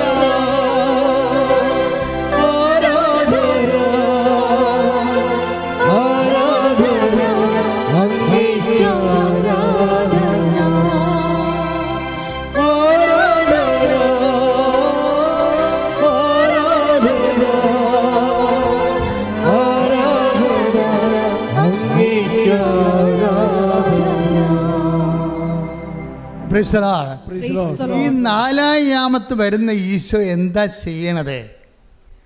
ഇത്രയും 3 യാമങ്ങളും പ്രാർത്ഥിച്ച് കഷ്ടപ്പെട്ടും കരഞ്ഞും കൂവിയും ഈ മനുഷ്യൻ കാത്തിരിക്കുമ്പോൾ നേരെ വന്ന് വള്ളത്തെ കയറേണ്ടതല്ലേ ചെയ്യേണ്ടത്? കേണില്ല. എന്താ ചെയ്യണത്? അവരെ കടന്നു പോകാൻ ഭാവിച്ചു. ഈ കടന്നു പോകാൻ ഭാവിക്കുന്ന കർത്താവിനെ നിങ്ങൾ തിരിച്ചറിയണം. എന്തിനാണ് ഇങ്ങനെ കടന്നു പോകാൻ പ്രാർത്ഥിക്കണത്? അതായത് ഈ മനുഷ്യർ അവൻ്റെ റിസ്കിലും വിശ്വാസത്തിലും അവൻ്റെ പ്രത്യാശയത്തിലും ദൈവസ്നേഹത്തിലും ഈശോയെ ക്ഷണിക്കണം. ഈ ഭാവിക്കുന്ന കർത്താവിനെ നമ്മൾ സാധാരണ ക്ഷണം കൊണ്ട് ഒക്കത്തില്ലെന്ന് ഉറപ്പായി. എന്താ കാര്യം വെച്ചാൽ നമ്മുടെ വിശ്വാസവും ഇപ്പം അപ്പോസ്തലന്മാർ എന്താ പറയുക? ഗുരു, ആ ഉറക്കം എന്തായിരുന്നു? അതൊരു ഭാവിക്കലായിരുന്നു ഇല്ലേ? 4:38 മർക്കോസ് പറഞ്ഞില്ലേ, അവൻ വള്ളത്തിൻ്റെ തോണി കിടന്ന് ഉറങ്ങിയപ്പോൾ കൊടുങ്കാറ്റ് വന്ന് കടക്ഷോഭം ഉണ്ടായി. വള്ളം ഇങ്ങനെ ഈ തിരമാലകളിട്ട് അമ്മാനമാടുകയാണ്. അമ്മാനമാടുന്നൊരു വള്ളത്തിൽ കിടന്ന് ഉറങ്ങാൻ വല്ലവർക്കും പറ്റുമോ? ശ്രാങ്കമാർക്ക് പോലും പറ്റത്തില്ല, പരിചയമുള്ള. അതായത് മീൻസ് അപ്പോൾ എന്നിട്ടും കർത്താവ് ഉറങ്ങിയെന്ന് പറയുമ്പോൾ അത് ഉറക്കമാണ്, അതിന് ഭാവിക്കലാണെന്ന്. അത് പറഞ്ഞു തരണമെങ്കിൽ പരിശുദ്ധാത്മാവ് ഉണ്ടാകണം. നിൻ്റെ കൂടെ നിൻ്റെ വീട്ടിൽ നിൻ്റെ കർത്താവുണ്ട്. അവൻ ഉറക്കം ഭാവിക്കണമെങ്കിൽ ദൈവവേദലെ നിൻ്റെ ഭാഗത്തുനിന്ന് ഇൻറ്റിമേറ്റായിട്ടുള്ള ഒരു വിളി ഉണ്ടാകണം. എന്താണ്? ഞങ്ങൾ നശിക്കുന്നു, അത് നിനക്ക് യാതൊരു ഗൗരവമില്ലേ? എൻ്റെ കർത്താവേ, ഞങ്ങൾ പോകാൻ ആഗ്രഹിച്ചപ്പോഴാണ് ഇപ്പോൾ അപ്പന് ക്യാൻസർ വന്നിരിക്കുന്നത്. അപ്പോൾ അതുകൊണ്ട് ഈ വിഷയത്തിൽ ഞങ്ങളെ പരീക്ഷിക്കരുത് എന്ന് പറയണമെങ്കിൽ ഒരു ബന്ധമുണ്ടാകണം. ഭാവിക്കുന്ന ഈശോയുടെ പണ്ട് മുതലേ ഉള്ളൊരു സ്വഭാവമാണ്. അതായത് നമ്മളുടെ കൂട്ടായ്മയിലേക്ക് കർത്താവ് കടന്നു വരണമെങ്കിൽ ഈ ഭാവിക്കൽ എന്ന് പറയുന്ന എന്താ സംഭവം? കടന്നു പോകാൻ ഭാവിക്കുക. അതിൻ്റെ അർത്ഥം എന്താ? ഉറങ്ങുന്നതായിട്ട് ഭാവിക്കുക. ഇങ്ങനെ വരുമ്പോൾ എന്താ സംഭവിക്കണത്? നമ്മൾക്ക് നെറ്റ് ഇഫക്റ്റിൽ പ്രാർത്ഥന കേൾക്കുന്നില്ല എന്നുള്ള ഇഫക്റ്റാണ് ഉള്ളത്, അറിയാമല്ലോ. ദൈവത്തിന് ഭാവിക്കലാണത്, നമ്മളെ പറ്റിക്കലാണ്, കളിപ്പിക്കലാണ്. പക്ഷെ നമ്മുടെ അവസ്ഥ എന്താണ്? നമ്മുടെ വിസ പ്രോസസ് നടക്കണില്ല, PR കിട്ടണില്ല, ഇപ്പം തന്നെ ജപ്തിക്ക് ഓർഡർ വന്ന് നമ്മൾ അനുഭവിക്കുന്നത് ഭയങ്കരമായ സങ്കടങ്ങളാണ് അനുഭവിക്കുന്നത്. ഈ സങ്കട സമയത്തുള്ള ഭാവിക്കലിന് ദൈവത്തെ കക്ഷി ചേർക്കുന്നതിന് നിലവിലുള്ള നിൻ്റെ അശാരം പൂശാരം വിശ്വാസം പോരം നടത്താം, ആത്മബന്ധം ഉണ്ടാവണം നടത്താം. മനസ്സിലായില്ലേ? ഇതുകൊണ്ടാണ് ഉടമ്പടി ചെയ്യുമ്പോൾ അത് ഇത്തിരി മെനയായിട്ട് ചെയ്യണം, വൃത്തിയായിട്ട് ചെയ്യണം. ആക്കാനും വേണ്ടി ഓക്കാനിക്കലും നടത്താം. എൻ്റെ കർത്താവിന് വേണ്ടി ഞാൻ ഉടമ്പടി ചെയ്തു, അവൻ തന്നാലും തന്നില്ലേലും ഞാൻ കർത്താവിനോട് ഉടമ്പടിയായിട്ട് ജീവിക്കും. ശ്രദ്ധിക്കട്ടെ.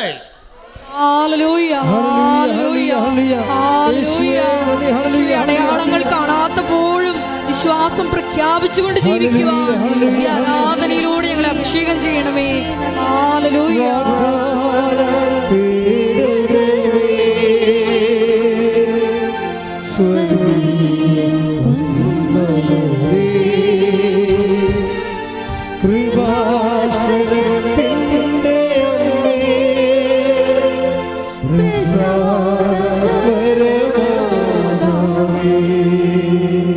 പരിശുദ്ധ പരമ ദിവ്യകാരുണ്യത്തിന്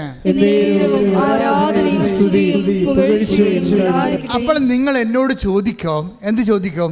അച്ഛാ, ഇത്രയും നാളെ കഷ്ടപ്പെട്ടതും വിശ്വസിച്ചതും പ്രാർത്ഥിച്ചതും വെറുതെയായോ? ഈ പ്രാർത്ഥനയും ഉടമ്പടി ഒന്നുമില്ലാത്ത ആൾക്കാരൊക്കെ എന്നെക്കാൾ മുമ്പേ ജോലി കിട്ടിയല്ലോ, അവർ കല്യാണം കഴിച്ചല്ലോ, അവർക്കെല്ലാം പിള്ളേരായല്ലോ, എനിക്ക് മാത്രം പിള്ളേരുമില്ല, കല്യാണമില്ല, വീടുമില്ല. അപ്പോൾ ഒരു കാര്യം നിങ്ങൾ മനസ്സിലാക്കണം, ഈ ജീവിതത്തിന് വേണ്ടി മാത്രമാണ് നിങ്ങൾ യേശുക്രിസ്തുവിൽ പ്രത്യാശ അർപ്പിച്ചെങ്കിലേ സകല മനുഷ്യരെക്കാൾ നിങ്ങൾ ഹതഭാഗ്യരാണ്. ഈ ജീവിതത്തിന് വേണ്ടി മാത്രമാണെങ്കിൽ നിങ്ങൾ കുട്ടിച്ചാത്തന സേവ ചെയ്താലും മതി. കുട്ടിച്ചാത്തന സേവയിൽ പിന്നെ നിത്യജീവനം ഇല്ലല്ലോ. Take the word of God. സ്തുതിക്കട്ടെ. Hallelujah, hallelujah, hallelujah, hallelujah. യേശുവേ നന്ദി. Hallelujah, hallelujah, hallelujah, hallelujah, hallelujah. ആരാധന, ആരാധന, അങ്ങേക്ക് ആരാധന. കൈകൾ വീശുന്നു ചേർന്ന് ആരാധന, ആരാധന, ആരാധന, അങ്ങേക്ക് ആരാധന. ശക്തിയോട് ചേർന്ന് പാടാം. ആരാധന, ആരാധന, 15:19. ആരാധന, അങ്ങേക്ക് ആരാധന. Price the Lord. വായിച്ചേ. 1 കൊരിന്തോസ് 15:19. ഈ വാക്ക് കറക്റ്റ് മനസ്സിൽ സൂക്ഷിക്കണം. ഒന്ന് പറഞ്ഞു. 1 കൊരിന്ത്യൻസ് 15:19. ഈ ജീവിതത്തിന് വേണ്ടി മാത്രം, ഈ ജീവിതത്തിന് വേണ്ടി മാത്രം ക്രിസ്തുവിൽ പ്രത്യാശ വച്ചിട്ടുള്ളവരാണെങ്കിൽ, നമ്മൾ എല്ലാ മനുഷ്യരെയും കാൾ നിർഭാഗ്യരാണ്. ഇപ്പം എൻ്റെ പ്രശ്നം വെച്ച് കഴിഞ്ഞാൽ, ക്രിസ്തുവിൽ പ്രത്യാശ വെക്കുന്നവരെ ഇപ്പോൾ 1 യാമക്കാരുണ്ട്, 2 യാമക്കാരുണ്ട്, 3 യാമക്കാരുണ്ട്, 4 യാമക്കാരുണ്ട്. ആ 3 യാമത്തിലും ഭൗതിക നേട്ടം ഉണ്ടാകണില്ല. പ്രാർത്ഥന മാത്രം മിച്ചം, കഷ്ടപ്പാടും മിച്ചം, ഉറക്കമില്ലായ്മയും കഷ്ടപ്പാടും സംഘർഷവും മിച്ചം. അപ്പോൾ ഇത് എവിടെ കൊണ്ട് ദൈവം നീതിമാനാണെന്നല്ലേ നമ്മൾ പറയണത്. അപ്പോൾ പിന്നെ ഈ നമ്മൾ ഇത്രയും കഷ്ടപ്പെടാത്ത ആൾക്കാർ കാനഡയിൽ പോവുകയും കഷ്ടപ്പെട്ട നമ്മൾ കരക്ക് നിൽക്കുകയും ചെയ്യുമ്പോൾ അവസ്ഥ എന്തായിരിക്കും? അപ്പോൾ നിങ്ങൾ മനസ്സിലാക്കണം, ഈ നമ്മളുടെ ക്യാഷ് ആൻഡ് കൈൻഡായിട്ട് ഇപ്പോൾ റീഫണ്ടബിൾ അല്ലാത്ത എല്ലാ പ്രാർത്ഥനയ്ക്കും ലക്ഷ്യം ഈ ജീവിതം മാത്രമല്ല, നിത്യജീവിതം കൂടിയാണ്. കൈയടിച്ച് കർത്താവിനെ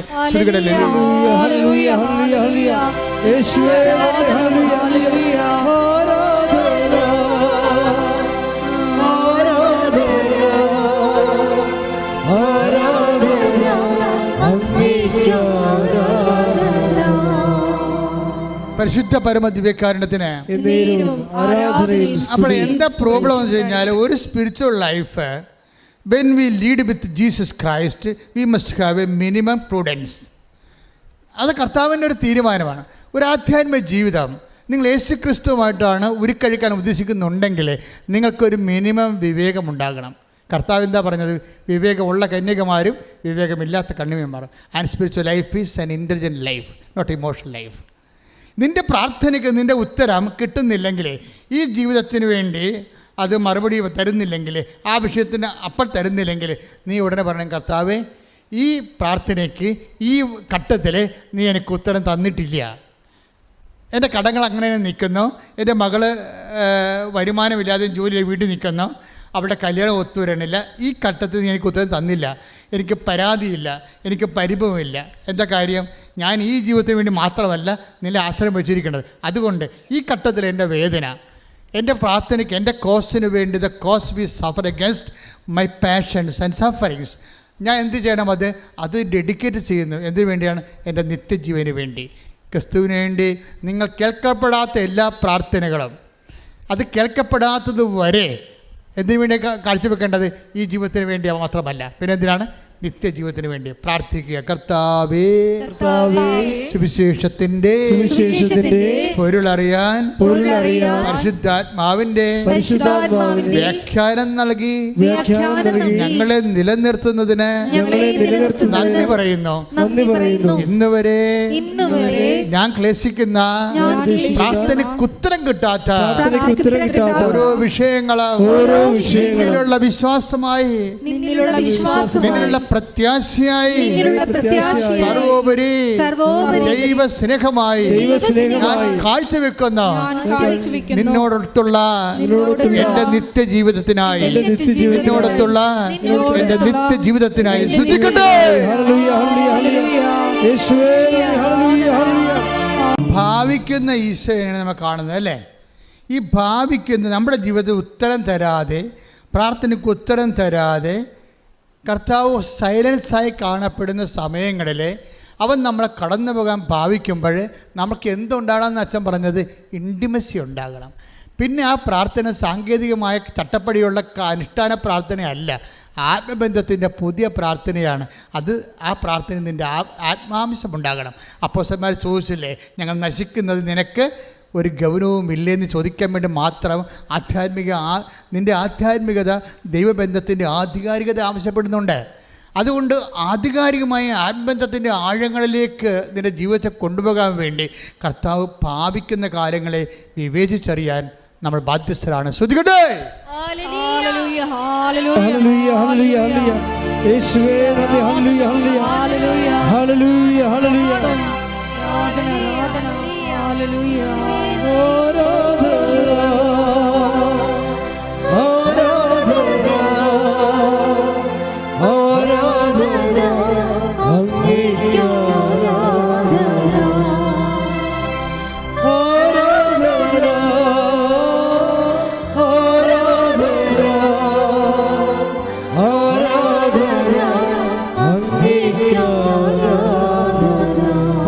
പരമ ദിവ്യകാരുണ്യത്തിന്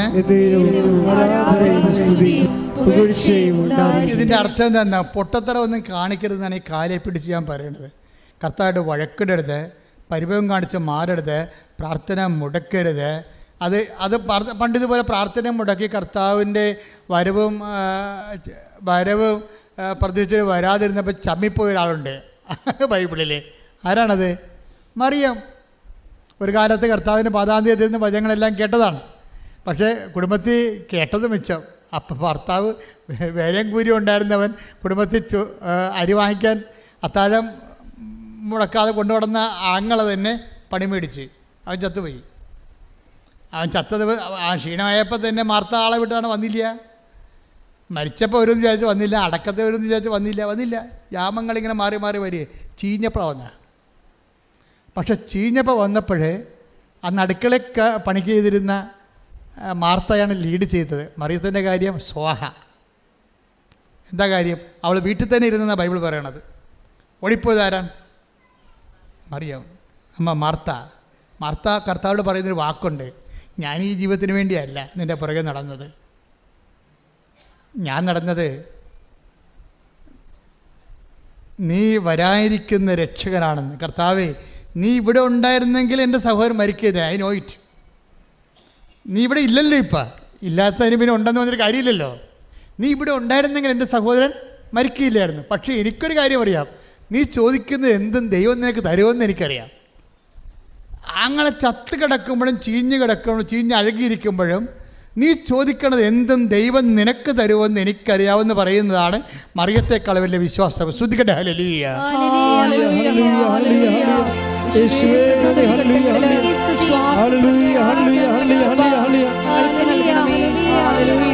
അവളോട് ആ മാർത്തായോട് ഈശോ പറയുന്നൊരു ഉത്തരമുണ്ട്. എന്താ പറയണത്? നിന്റെ സഹോദരൻ ഉയർത്തെഴുന്നേൽക്കും. അപ്പോൾ അതിനും തിരിച്ച് മാർത്ത പറയുന്ന ഉത്തരവുണ്ട്. എന്താണ്? അന്തിമനാളിൽ പുനരുദ്ധാന ഘട്ടത്തിൽ, അല്ലാതെ ഈ ജീവിതത്തിലല്ല, അന്തിമനാളിൽ പുനരുദ്ധാന ഘട്ടത്തിൽ അവൻ ഉയർത്തെഴുന്നേൽക്കുമെന്ന് എനിക്കറിയാം. അപ്പോൾ ഈശോ പറയുന്ന ഉത്തരവുണ്ട്. എന്താണ്? ഞാനാണ് പുനരുദ്ധാനവും ജീവനും. എൻ്റെ ദൈവമേ, ഞാനാണ് പുനരുദ്ധാനവും ജീവനും വന്ന് എന്നോടും നിന്നോടും ഈശോ ഇന്നും പറയുമ്പോൾ ഓർക്കണം. പറയാതെ പറഞ്ഞ സമയങ്ങൾ ഈശോ നമ്മുടെ പ്രാർത്ഥനയ്ക്ക് ഉത്തരം കാണിക്കാതെ ഭാവി നടന്നു പോകുന്ന ആ ഉത്തരം നൽകാതെ നമ്മൾ ഭാവിച്ചുകൊണ്ട് കടന്നു പോകുന്ന സമയങ്ങളാണ്. എൻ്റെയും നിൻ്റെയും പ്രാർത്ഥനയ്ക്ക് ഒന്നാം യാമത്തിലും രണ്ടാം യാമത്തിലും മൂന്നാം യാമത്തിലും മറുപടി നൽകാതെ ഈശോ കടന്നു പോകുമ്പോൾ ഓർക്കുക, നീ ചിന്തിക്കേണ്ടത് നിത്യതയെക്കുറിച്ചാണെന്നും നിത്യതയോട് ചേർന്ന് നിൽക്കുന്നുവെന്ന്. മാർത്തായെപ്പോലെ പറയണം, കർത്താവേ, അന്തിമനാളിൽ, ഈ നാളിലല്ലെങ്കിൽ, ഈ കാലഘട്ടത്തിലല്ലെങ്കിൽ, ഈ സമയത്തിലല്ലെങ്കിൽ, നിനക്ക് ഈ സമയം മാത്രമല്ല ഉള്ളത്. നിൻ്റെ കാലത്ത് അന്ത്യമുണ്ടാകത്തില്ല. അന്തിമ നാളിൽ പുനരുദ്ധാന ഘട്ടമുണ്ട്. അന്ന് നീ എൻ്റെ പ്രാർത്ഥനയ്ക്ക് ഉത്തരം തരുമെന്നറിയാം. ഉത്തരം തരാതെ ഇരിക്കത്തില്ലെന്ന് എനിക്കറിയാം. ഞാൻ വിശ്വസിക്കുന്നു പറയുമ്പോഴേ ഈശോ മറിച്ച് പറയുന്ന വാർത്തമാനം എന്താണ്? I am the life, I am the resurrection. ഞാനാണ് പുനരുദ്ധാനം, ഞാനാണ് ജീവനെന്ന്. അങ്ങനെ ലോകത്തിലൊരു മതസ്ഥാപകരും പറഞ്ഞിട്ടില്ല. മനുഷ്യരാശിയുടെ മുഖത്ത് നോക്കിയിട്ട് ഇന്ന് വരെ ഒരു മതസ്ഥാപകരും പറയാത്ത ഒരു വാക്കാണ് I am the life, I am the resurrection. ഞാനാണ് ജീവൻ, ഞാനാണ് പുനരുദ്ധാനമെങ്കിൽ ആ ക്രിസ്തു വിശ്വസിക്കുന്ന നിനക്ക് ഈ താൽക്കാലികമായ കാലഘട്ടത്തിൽ പ്രാർത്ഥനയ്ക്ക് ഉത്തരം ലഭിച്ചില്ലെങ്കിൽ പ്രാർത്ഥനയ്ക്ക് ഉത്തരം തരികയില്ല എന്നല്ല. ആ തരുന്നൊരു കാലത്ത് നീ കർത്താവുമായി അവൻ്റെ കൂടെ നിത്യതയിൽ പാർക്കും. കൈയടിച്ച് കർത്താവ് ശ്രദ്ധിക്കട്ടെ. പരമ ദിവ്യകാരുണ്യത്തിന് അപ്പോൾ നിങ്ങൾ എന്നോട് ചോദിക്കും, ഈ നാലാം യാമത്തിലാണ് കർത്താവ് വരണമെങ്കിൽ ഈ നിത്യത മാത്രമേ കിട്ടത്തുള്ളൂ എന്ന്. അല്ല, അവൻ പുഷ്പം പോലെ ലാസം ഉയർപ്പിച്ച് മാർത്തായ്ക്കും മേരകത്തിനും കൊടുക്കും. അതാണ് ഈശോ. ഈ നാലാം യാമത്തിൽ വന്നാലും എൻ്റെ ദൈവവേദനെ നീ ഉടമ്പടി വെച്ചിരിക്കുന്ന 6 കാര്യങ്ങളും കർത്താവ് നിനക്ക് ചെയ്തു തരും. കൈയടിച്ച് കഥടലി.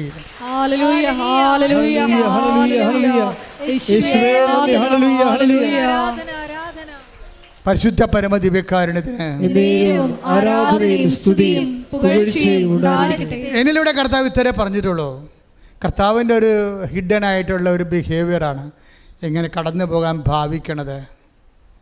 നമുക്ക് വേണമെങ്കിൽ 24 വായിക്കാം. 24 വായിച്ചോളൂ. ലുക്ക 24:28. ശ്രദ്ധിക്കട്ടെ. ഹല്ലേലൂയ.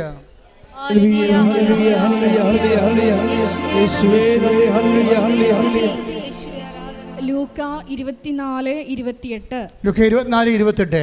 അവർ എത്തേണ്ടിയിരുന്ന ഗ്രാമത്തോടടുത്ത്. എമ്മാവസിലേക്ക് പോകണ ശിഷ്യന്മാരെ കുറിച്ച് പറയണം കേട്ടോ. കർത്താവ് മരിച്ചു കഴിഞ്ഞു. കൂടെ ഉണ്ടായിരുന്ന മർക്കോസ് വരെ തുണിയില്ലാതെ ഓടിക്കളഞ്ഞു. പത്രോസ് കഴുകി പീലാത്തോസ് കഴുകി. പത്രോസ് കർത്താവിനെ തള്ളിപ്പറഞ്ഞു. അപ്പോസ്തലന്മാരൊക്കെ സ്ഥലം വിട്ടു. ആരുമില്ലാണ്ടായി. ക്ലയോഫാസ് നാട് വിട്ടുപോയി. അതാണ് ക്ലയോഫാസ്. ഇപ്പോൾ ഉണ്ടായിരുന്ന ശിഷ്യനാണ്. ക്ലയോഫാസിൻ്റെ ഭാര്യ കുരിശിനെ ഇവിടെ ഉണ്ടായിരുന്നത്. ഇത് വെള്ളിയാഴ്ച പെണ്ണുമ്പോൾ അവിടെ തന്നെ താമസിക്കാൻ തന്നെ തീരുമാനിച്ച കാരണം ഭർത്താവ് ഡൈവേഴ്സായി പോവുകയാണ്. അയാളുടെ നാട്ടിലോട്ട് പോവുകയാണ്. എമ്മാവസിലേക്ക് പോവുകയാണ് ക്ലയോഫാസ്. അങ്ങനെ പോകുന്ന ക്ലയോഫാസ് ഭാര്യയുടെ അക്കൗണ്ടിൽ മാത്രമാണ് ഈ മനുഷ്യനെ തിരക്കി കർത്താവ് പോണത്.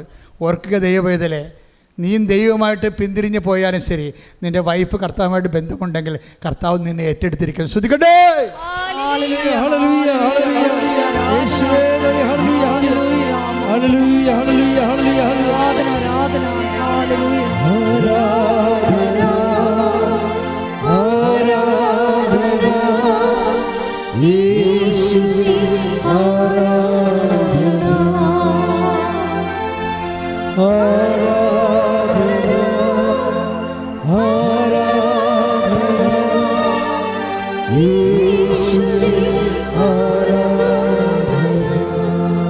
ഈ നാട് വിട്ടു പോകുന്ന ആളിൻ്റെ കൂടെയും ഒരു വഴിയാത്രക്കാരനായി അവന് പ്രശംസ കൊടുക്കുകയാണ്. അതാണ് എമ്മാവസിലെ സംഭവം.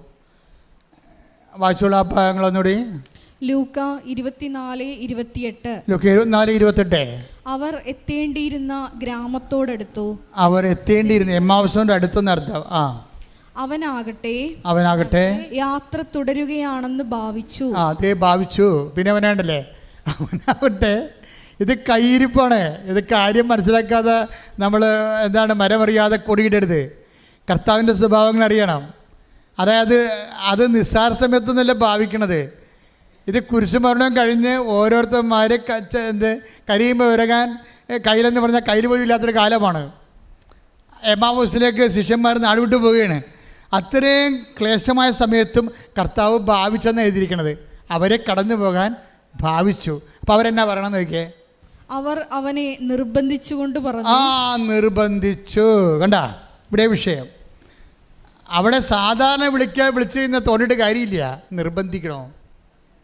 ഇൻറ്റിമസിയുടെ വിഷയം നിർബന്ധമാണ് അവിടെ വരുന്നത്. അവർ അവനെ നിർബന്ധിച്ചുകൊണ്ട്, അവനെ വിളിച്ചോ എന്നല്ല പറയണത്, നിർബന്ധിച്ചുകൊണ്ട്. നമ്മുടെ സൽപ്രവൃത്തികളും നമ്മുടെ പ്രാർത്ഥനകളും നമ്മുടെ മറ്റെല്ലാ വിഷയങ്ങളും മാറ്റിവെച്ചുകൊണ്ട് ഉടമ്പടി സ്വയമായിട്ട് നിങ്ങളെന്താ ചെയ്യണമെന്ന് വെച്ചാൽ 90% കുടുംബകാര്യവും 10% ഉടമ്പടിയായിട്ട് പോയിട്ടാണ് കുഴപ്പമാകണത്. ദൈവത്തെ തോന്നിയിട്ടില്ല നിങ്ങൾ ഉടമ്പടി എടുത്തായിട്ട്, സേവ് ആയിട്ടില്ല. അതാ പ്രശ്നം. കമ്പ്യൂട്ടർ അടിച്ച് കയറുമ്പോൾ DTP ചെയ്യുമ്പോൾ പറയത്തില്ലേ, നമ്മൾ ചെന്ന് ഇപ്പോൾ DTP ചെയ്തിട്ട് നമ്മൾ ചെന്ന് ചോദിക്കുകയാണ്, അതിൻ്റെ കോപ്പി തരാൻ പറയുമ്പോൾ അയ്യോ സോറി അത് സേവ് ആയിട്ടില്ലെന്ന് പറയും. സേവ് ചെയ്യാൻ മറന്നുപോയി. അതുപോലെ നമ്മുടെ പ്രാർത്ഥന പലതും ദൈവത്തിൻ്റെ തിരുസേന സേവ് ആയിട്ടില്ല. ഉടമ്പടി പല ആൾക്കാരുടെയും സേവ് ആയിട്ടില്ല ദൈവത്തിൻ്റെ. എന്താ കാര്യം? ഉടമ്പടി 5% ഇൻവെസ്റ്റ് ചെയ്തിരിക്കുന്നത്. ബാക്കി എല്ലാം പഴയതുപോലെ ജീവിക്കണം. നിൻ്റെ ജീവിതം, മറ്റേ കൂട്ടുകാരുടെ ജീവിതവും വീട്ടിലുള്ള കാര്യവും ഉടമ്പടി you are living as if you are not taking ഉടമ്പടി. നിങ്ങൾ ജീവിക്കണത് ഉടമ്പടി എടുത്തിട്ടേ ഇല്ലെന്ന് പറഞ്ഞാൽ ജീവിക്കണത്. അതുകൊണ്ടാണ് സേവ് ചെയ്യാത്തത്. അപ്പോൾ അവരൊന്ന് റീത്തിങ്ക് ചെയ്യണം, നല്ലതാണ്. ഉടമ്പടി എടുത്തിട്ടുള്ള ആൾക്കാർ, മിടുക്കന്മാരുടെ ആൾക്കാർ ഒത്തിരി യൂട്യൂബിൽ സാക്ഷ്യം പറഞ്ഞിട്ടുണ്ട്. അവരെങ്ങനെയാണ് ഉടമ്പടി ചെയ്തത്. അവർ ഓരോ നിമിഷവും they are beware of their covenant. അവർ ആ ഉടമ്പടിയെക്കുറിച്ച് അവർ വളരെ ആകുലചിത്തരും ശ്രദ്ധയുള്ളവരുമാണ്. അവർ 5 എന്തെല്ലാം പ്രശ്നം ഉണ്ടെന്ന് പറഞ്ഞാൽ നിങ്ങൾക്കറിയാമല്ലോ. നിങ്ങൾക്കൊരു ഉണർവുണ്ടെങ്കിൽ കർത്താവിനൊരു 9 ഉണർവുണ്ടാവും. നിങ്ങൾക്ക് ഒരു ഉണർവുണ്ടായാൽ കർത്താവിന് 9 ഉണർവുണ്ടാവും. കഴിഞ്ഞ ദിവസങ്ങൾ ഒരു മോളെ വയനാട്ടിൽ നിന്ന് കൃപാസനത്തിൽ വരികയാണ്. എന്തിനാണെന്നറിയാവോ? അവളുടെ വിഷയം ഞാൻ മറന്നുപോയി, പക്ഷേ നല്ല സാക്ഷ്യമാണത്. വയനാട്ടിൽ നിന്ന് കൃപാസനത്തിൽ വന്നിരിക്കുന്നതിനാണ് ഇത്തിരി ഉപ്പ് കിട്ടാൻ വേണ്ടി വരികയെ. എന്താ സ്ഥലപ്രശ്നം എന്തോ ഒക്കെയാണ്. അപ്പോൾ ഉപ്പ് കിട്ടാൻ വരികയെ. ഉപ്പ് ചോദിച്ച ആൾ കൊടുത്തില്ല. അതാ ഉപ്പ് കൂടെ അവർ ചോദിച്ച ആളെ കൊടുത്തില്ല. അതുകൊണ്ട് ഈ ഉപ്പ് എവിടെ നിന്ന് കിട്ടുമെന്ന് വിചാരിച്ചുകൊണ്ട് അവർ ഒറ്റക്ക് വന്നപ്പോൾ ആരും കൂടെ വരാനില്ല. പിന്നെ 10 വയസ്സുള്ള മകൾ ചേർത്തുകൊണ്ട് കോഴിക്കോട് ബസ് സ്റ്റാൻഡിൽ വന്നിട്ട് അവിടുന്ന് പിന്നീട് ട്രെയിനിന് വന്ന് അവിടുന്ന് പിന്നെ ട്രെയിനിന് വന്ന് മാരേക്കുളത്ത് ഇറങ്ങി ഒറ്റയ്ക്ക് ഇവിടെ വരികയാണ്. ഇതൊക്കെ ദൈവം കാണുന്നില്ലേ? അവൾ ഒറ്റക്കാണ് വരുന്നതെന്നൊക്കെ ദൈവം കാണുന്നില്ലേ? അവിടെ കൂട്ടാരിയില്ലെന്ന് കാണുന്നില്ലേ? അങ്ങനെ ഒറ്റക്ക് നീ ചെയ്യുമ്പോൾ അതെല്ലാം കാണുന്ന ഒരാളുണ്ട്. നിൻ്റെ സത്യസന്ധത, അത് അവളുടെ സാക്ഷ്യം നീ കേൾക്കണം. കഴിഞ്ഞ ആഴ്ചത്തെ ഏറ്റവും ടോപ്പ് സാക്ഷ്യം അതാണ്. ദൈവത്തിൻ്റെ സാന്നിധ്യം നേരിട്ട് അനുഭവിക്കുന്ന സാക്ഷ്യമാണ്. അപ്പം നമ്മൾ ചെയ്യുമ്പോൾ ഈ ഉടമ്പടി എടുക്കണ ആ ഒരാഴ്ചയല്ല, ആ എല്ലാ കാലഘട്ടത്തിലും ഞാൻ ദൈവമായിട്ട് ഉടമ്പടിയിലാണെന്നുള്ള ബോധ്യത്തിൽ നീ ജീവിക്കാൻ തുടങ്ങിയാൽ മറ്റുള്ളവരൊക്കെ തോന്നിവാസങ്ങൾ ഒത്തിരി പറയും. എടാ, നിങ്ങൾക്കൊരു കാര്യം അറിയാമല്ലോ, എൻ്റെ രൂപത്തിൽ അച്ഛന്മാർ ഇന്നും എന്നെ ക്രൂശിക്കുന്നവരുണ്ട്. ഇതിപ്പോൾ തുടങ്ങിയതല്ല. ഞാൻ ഈ ശുശ്രൂഷ ഏറ്റെടുത്ത കാലം മുതൽ ഒരു പറ്റം ആൾക്കാരുടെ പുറകെ ഉണ്ട്. അതിപ്പോൾ പുറത്തുള്ളവരുണ്ട്, അകത്തുള്ളവരുണ്ട്. അച്ഛന്മാർ തന്നെ വീഡിയോ ഇറക്കുന്നുണ്ട്. എന്നിട്ടും എന്തുകൊണ്ടാണ് ഞാൻ ഈ ശുശ്രൂഷയോട് മുന്നോട്ട് പോകുന്നത്? ഞാൻ കണ്ടൊരാളുണ്ട്, അത് വേറെ ആരും കാണാത്ത ആളാണ്. എന്തുകൊണ്ടാണ് മാതാവിൻ്റെ പ്രത്യക്ഷീകരണം ഉണ്ടായത്? ചുമ്മാ ഉണ്ടായതാണ്? അല്ല, ഒരു ജീവിതമുണ്ട്, ജീവിച്ചു തീർത്ത, പട്ടം കിട്ടിയ കാലം പോലെ ഇന്ന് വരെ ജീവിച്ചു തീർത്ത ഒരു ജീവിതമുണ്ട്. അതുകൊണ്ട് എനിക്കറിയാം ആർക്കും പ്രതിരോധിക്കാൻ പറ്റത്തില്ല. എന്താ കാര്യം? സത്യത്തെ പ്രതിരോധിക്കാൻ ആർക്ക് കഴിയും? നുണയ്ക്ക് കഴിയാൻ പറ്റുമോ?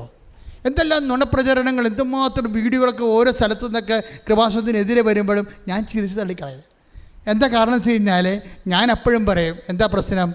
സാക്ഷ്യമാണ് സത്യം, അല്ലാതെ ആശയമല്ല. ഇത് inevitable defeat of the ideal by the real എന്ന് വെച്ചാൽ അർത്ഥം എന്താ? ഞാൻ എൻ്റെ മനസ്സിൽ കൊടുക്കുന്ന ജീവിതത്തിൻ്റെ തത്വമാണ്. എന്താണ്? Inevitable defeat of the ideal. എപ്പോഴായാലും അനിവാര്യമായിട്ട് ആശയങ്ങൾ തോൽക്കപ്പെടുകയും എന്തു ചെയ്യും? By the real. യാഥാർത്ഥ്യങ്ങൾ ആശയങ്ങളെ തോൽപ്പിക്കും. യാഥാർത്ഥ്യം എന്താണ്? യേശു ക്രിസ്തു ഇന്നും ജീവിക്കുന്നു എന്നുള്ള ആദ്യ യാഥാർത്ഥ്യം. തെളിവെന്താണ്? ഓരോ മനുഷ്യൻ ഒറ്റ ദിവസം കൊണ്ട്, ഒറ്റ ആഴ്ച കൊണ്ട് അവൻ്റെ പാപങ്ങൾ ഉപേക്ഷിച്ചുകൊണ്ട്, അവൻ വിശുദ്ധീകരിക്കപ്പെട്ടുകൊണ്ട്, മനുഷ്യ സമൂഹത്തിന് വേണ്ടി പുനഃസമർപ്പണം ചെയ്തുകൊണ്ട് ദൈവനാമത്തെ അമഹത്വപ്പെടുന്ന സാക്ഷ്യത്തിൻ്റെ ഒരു ചരിത്രമാണ് കഴിഞ്ഞ 36 കൊല്ലത്തെ കൃപാസന ചരിത്രമെങ്കിൽ ആ ചരിത്രം ഇനി അപ്രതിരോധമായിട്ട് ആർക്കും തടുക്കാനാവാത്ത വിധത്തിൽ മുന്നോട്ട് കൊണ്ടുപോകുന്നത് ഞാനല്ല. എന്താണ്? എന്നെ വിളിച്ച ദൈവവും ആ ദൈവം അയച്ച പരിശുദ്ധ അമ്മയുമാണ്. കൈയടിച്ച് കർത്താവ്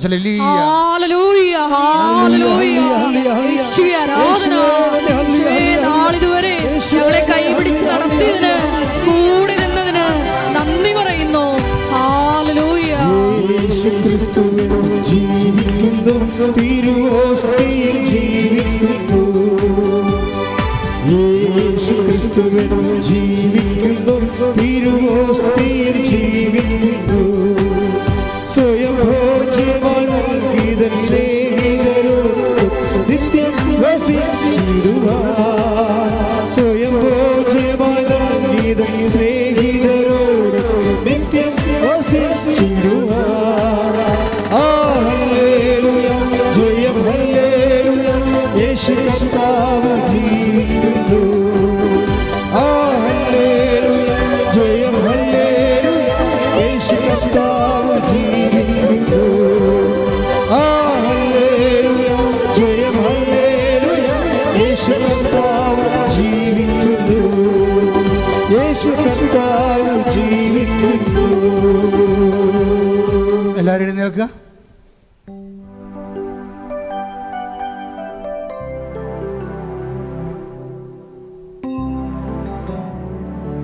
എൻ്റെ മക്കളെ, രോഗമുള്ളവരെ, ഇവിടെ തീർത്ഥാടനത്തിൽ നിൽക്കുന്നവര്, മാതാവിൻ്റെ മുമ്പിൽ നിൽക്കുന്നവരും ഓൺലൈനിൽ മാതാവിൻ്റെ മുമ്പിൽ നിൽക്കുന്നവരും രോഗമുള്ളിടത്ത് കൈകൾ വെക്കുക.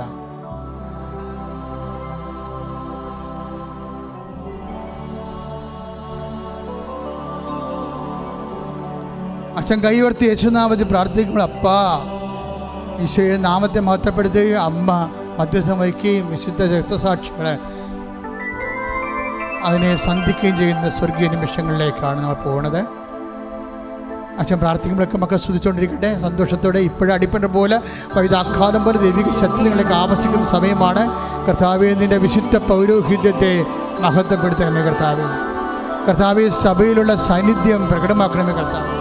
36 വർഷം അർപ്പിച്ച കുർബാനയുടെ യോഗ്യതയാൽ കൃപാസ്ഥാനത്താരയിൽ ജീവനോടെ പ്രത്യക്ഷപ്പെട്ട പരിശുദ്ധ അമ്മയുടെ മാധ്യസ്ഥത്തിൽ ഉച്ച മുതൽ ഉള്ളംകാലം വരെ ഓരോ കോശങ്ങളിലെ, ഓരോ ക്ലേശങ്ങളിലെ, ഓരോ സന്ധിബന്ധങ്ങളിലെ, മാംസപേശികളിലെ, രക്തഞരമ്പുകളിലെ, ശരീരകോശങ്ങളിലെ, രക്തധമനികളിലെ, യേശു ആന്തരിക അവയവങ്ങളിലെ യേശുവിന്റെ ഉന്നതമായ നാമത്തിലെ മാർഗരോഗങ്ങളെ മാറിപ്പോകട്ടെ. ആരാധന. യേശുവേ, ഞങ്ങളുടെ രോഗങ്ങളെ ഏറ്റെടുക്കണമേ എന്ന് പ്രാർത്ഥിക്കുന്നു. സാക്ഷികളാക്കി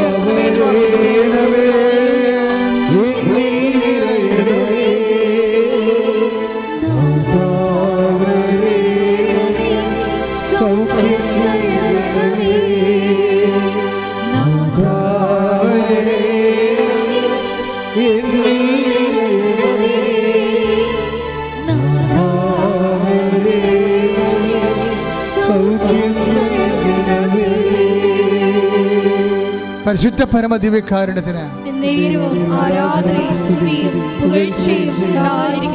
എൻ്റെ മക്കളെ, കൈ നെഞ്ചത്ത് വെച്ചുകൊണ്ട് കണ്ണടച്ചുകൊണ്ട് കൈ നെഞ്ചത്ത് വെച്ചുകൊണ്ട് അൾത്താരയിൽ എഴുന്നള്ളിരിക്കുന്ന ഈശോയെ നോക്കിക്കൊണ്ട് പ്രാർത്ഥിക്കേണ്ട സമയമാണ്. അച്ഛൻ പ്രാർത്ഥിക്കാൻ പോകുന്ന വിഷയങ്ങൾ രോഗികളായി കിടപ്പിലായി പോയവര്, അവരെ അടിപ്പിടർ പോലെ വൈദാഘാതം ദൈവികമായ ശക്തി അവരിലേക്ക് ആവസിക്കുന്നതിന് വേണ്ടി പ്രാർത്ഥിക്കാൻ പോകുന്ന മക്കളില്ലാത്തവര്, ഗർഭനാളികൾ ശോഷിച്ചു പോയവര്, ഗർഭമുണ്ടായിട്ട് അത് കട്ട് ചെയ്ത് കളഞ്ഞവര്, ബീജത്തിന് ഓട്ടമില്ലാത്തവര്, കൗണ്ടില്ലാത്തവര്, അവരെല്ലാം സമർപ്പിച്ച് പ്രാർത്ഥിക്കുന്ന സമയമാണ്. വിഷജന്തുക്കളെ കുത്തുകയോ ഒക്കെ ചെയ്തതിൻ്റെ പേരിൽ, രക്തത്തിൽ വിഷം കയറിയതിൻ്റെ പേരിൽ രോഗങ്ങൾ വിട്ടുമാറാത്തവർ, കർത്താവിൻ്റെ വിശുദ്ധമായ രക്തം അവരുടെ ശരീരത്തിലേക്ക് പ്രവഹിക്കുന്നതിന് വേണ്ടി പ്രാർത്ഥിക്കുന്ന സമയമാണ്. വാരിപ്പറ്റുകൾ സൂക്ഷിക്കുന്നവരെ, അസ്ഥി സൂക്ഷിക്കുന്നവരെ, അസ്ഥി ഉരുക്കമുള്ളവർ, PCOD രോഗികൾ, അതുപോലെ RSS രോഗികൾ, കുടൽ രോഗികൾ, എല്ലാവർക്കും വേണ്ടി സമയം കരൾ രോഗികൾ, ശ്വാസകോശ രോഗികൾ, കിഡ്നി രോഗികൾ, അതുപോലെ തന്നെ തൈറോയ്ഡ് രോഗികൾ, ബ്രെയിൻ അസുഖമുള്ളവർ, ഹൃദയത്തിൻ്റെ രോഗമുള്ളവർ, വെരിക്കോസിൻ്റെ അസുഖമുള്ളവർ എല്ലാവരെയും സ്തുതിക്കട്ടെ. ലലിയ കർത്താവ്, നിൻ്റെ ഉന്നതമായ നാമത്തിന് സ്വന്തം ചെയ്യുന്ന കർത്താവ്, നിൻ്റെ വിശുദ്ധ പൗരോഹിത്യത്തെ മഹത്വപ്പെടുന്ന കർത്താവ്, സഭയിലുള്ള സാന്നിധ്യം പ്രകടമാക്കണം കർത്താവ്. അമ്മേ പരിശുദ്ധമ്മ ദേവമാതാവേ, എല്ലാ മക്കൾക്ക് വേണ്ടി മധ്യസ്ഥം പ്രാർത്ഥിക്കണമേ. എൻ്റെ കർത്താവിൻ്റെ ഉന്നതമായ നാമത്തിൽ, സഭയുടെ അധികാരത്തിൽ, കുരിശിൻ്റെ അടയാളത്തിൽ, ദൈവശക്തിയാൽ മാരക രോഗങ്ങൾ, തീരാവ്യാധികൾ യേശുവിൻ്റെ നാമത്തിൽ മാറിപ്പോകട്ടെ.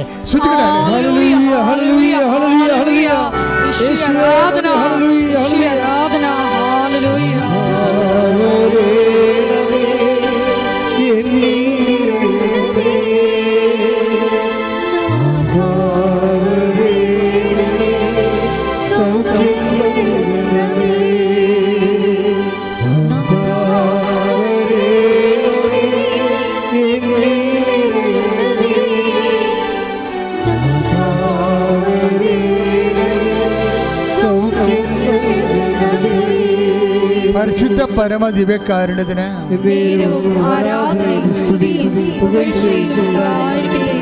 പ്രിയപ്പെട്ടവരെ, ഉടമ്പടി എടുത്തിരിക്കുന്ന മുഴുവൻ വിഷയങ്ങൾ പരിശുദ്ധ അമ്മയുടെ സാന്നിധ്യത്തിൽ ഈശോനെ ഏൽപ്പിക്കുന്ന സമയമാണ്. ഉടമ്പടി വിഷയങ്ങളെന്ന് പറയുമ്പോൾ ജോലിയില്ലാത്തവർ, വിസ പ്രോസസ്സിലിരിക്കുന്നവർ, ഓഫർ ലെറ്റർ വന്നിട്ട് പോകാൻ പറ്റാത്തവർ, സാമ്പത്തികമായിട്ട് ലോൺ കിട്ടാത്തവർ, വീട് വിൽക്കാനുള്ളവർ, സ്ഥലം വിൽക്കാനുള്ളവർ, വാങ്ങാനുള്ളവർ, വഴിയില്ലാത്തവർ, പഠനത്തിന് പ്രയാസമുള്ളവർ, പഠിക്കാൻ പറ്റാത്തവർ, പരീക്ഷ തോക്കുന്നവർ, വീണ്ടും പരീക്ഷ എഴുതാൻ പോകുന്നവർ, വിവാഹം ഒത്തുവരാത്തവർ, അവരെല്ലാവരും സമർപ്പിച്ച് പ്രാർത്ഥിക്കുന്ന സമയമാണ്. കർത്താവെ, അങ്ങയുടെ മക്കളെ ഇപ്പോഴ് കണ്ണീരോടെ ഓരോ വിഷയങ്ങൾ സമർപ്പിച്ചുകൊണ്ട് പ്രാർത്ഥിക്കുന്നു. കർത്താവെ, നിൻ്റെ വിശുദ്ധ പൗരോഹിത്യത്തെ മഹത്വപ്പെടുത്തണമേ. കർത്താവെ, നിൻ്റെ തിരുമുറുപാട് നാണിപ്പെടുത്താവുന്ന വലതുകരം ഓരോ മക്കളുടെ വിഷയങ്ങളിൽ അങ്ങ് വയ്ക്കണമെന്ന് പ്രാർത്ഥിക്കുന്നു. എല്ലാ സ്ഥലങ്ങളും, വിട്ടുമാറാത്ത സ്ഥലങ്ങളിൽ കർത്താവിൻ്റെ വിശുദ്ധ രക്തം പ്രവഹിക്കട്ടെ എന്ന് പ്രാർത്ഥിക്കുന്നു. വിട്ടുമാറാത്ത വേദനകൾ, രോഗങ്ങൾ, അതുപോലെ തന്നെ കുടുംബം, നമ്മുടെ സ്വന്തം കഴിവ് കൊണ്ട് ഇനി ഈ വിഷയം പരിഹരിക്കാൻ പറ്റത്തില്ലെന്ന് തോന്നുന്ന വിവിധ വിഷയങ്ങൾ ഇപ്പോൾ പരിശുദ്ധ അമ്മയുടെ മാധ്യസ്ഥ ഈശോയ്ക്ക് സമർപ്പിക്കുന്നു. കർത്താവിൻ്റെ കരുണ മക്കളിലേക്ക് ചൊരിയട്ടെ. കർത്താവേ, എല്ലാ തരത്തിലും എല്ലാ സ്ഥാവര ജംഗം വസ്തുക്കൾ നശിച്ചു പോയവർ, നഷ്ടപ്പെട്ടവർ, അന്യാധീനപ്പെട്ടവർ, കിട്ടാൻ നിവൃത്തിയില്ലാത്തവർ, കൊടുത്തു പോയിട്ട് കിട്ടാൻ നിവൃത്തിയില്ലാത്തവരെല്ലാം സമർപ്പിച്ച് പ്രാർത്ഥിക്കുന്നു. കർത്താവ്, ദൈവത്തിൻ്റെ കരുണ മക്കളിലേക്ക് ആവശ്യിക്കട്ടെ. ജയിലിൽ പെട്ടുപോയവർ, കർത്താവ്, അന്യ രാജ്യങ്ങളിൽ പെട്ടുപോയവർ, കർത്താവ്, മറ്റു രാജ്യങ്ങൾക്ക് വിസയും എടുത്തിട്ട് പോകാൻ പറ്റാത്തവർ, അതിന് പ്രോസസ്സ് നടക്കാത്തവർ, അതുകൊണ്ട് ബ്ലോക്ക് വന്നു പോയവർ, കർത്താവ്, പല രാജ്യങ്ങളിൽ ഇന്ത്യക്കാർക്ക് പോകാൻ പറ്റാത്ത അവസ്ഥയിൽ നയതന്ത്രപരമായിട്ടുള്ള വിഷമങ്ങളുള്ള വിഷയങ്ങൾ അതെല്ലാം കർത്താവ് ഏറ്റെടുക്കുകയും രാജ്യങ്ങൾ തമ്മിൽ ധാരണയായിരിക്കാൻ, കർത്താവ്, അതേവഴി യുദ്ധങ്ങൾ വരെ അവസാനിക്കാൻ പരിശുദ്ധ ദേവതാന്റെ മാധ്യസ്ഥത്തിൽ ദൈവത്തിൻ്റെ കരുണ ചൊരിയട്ടെ.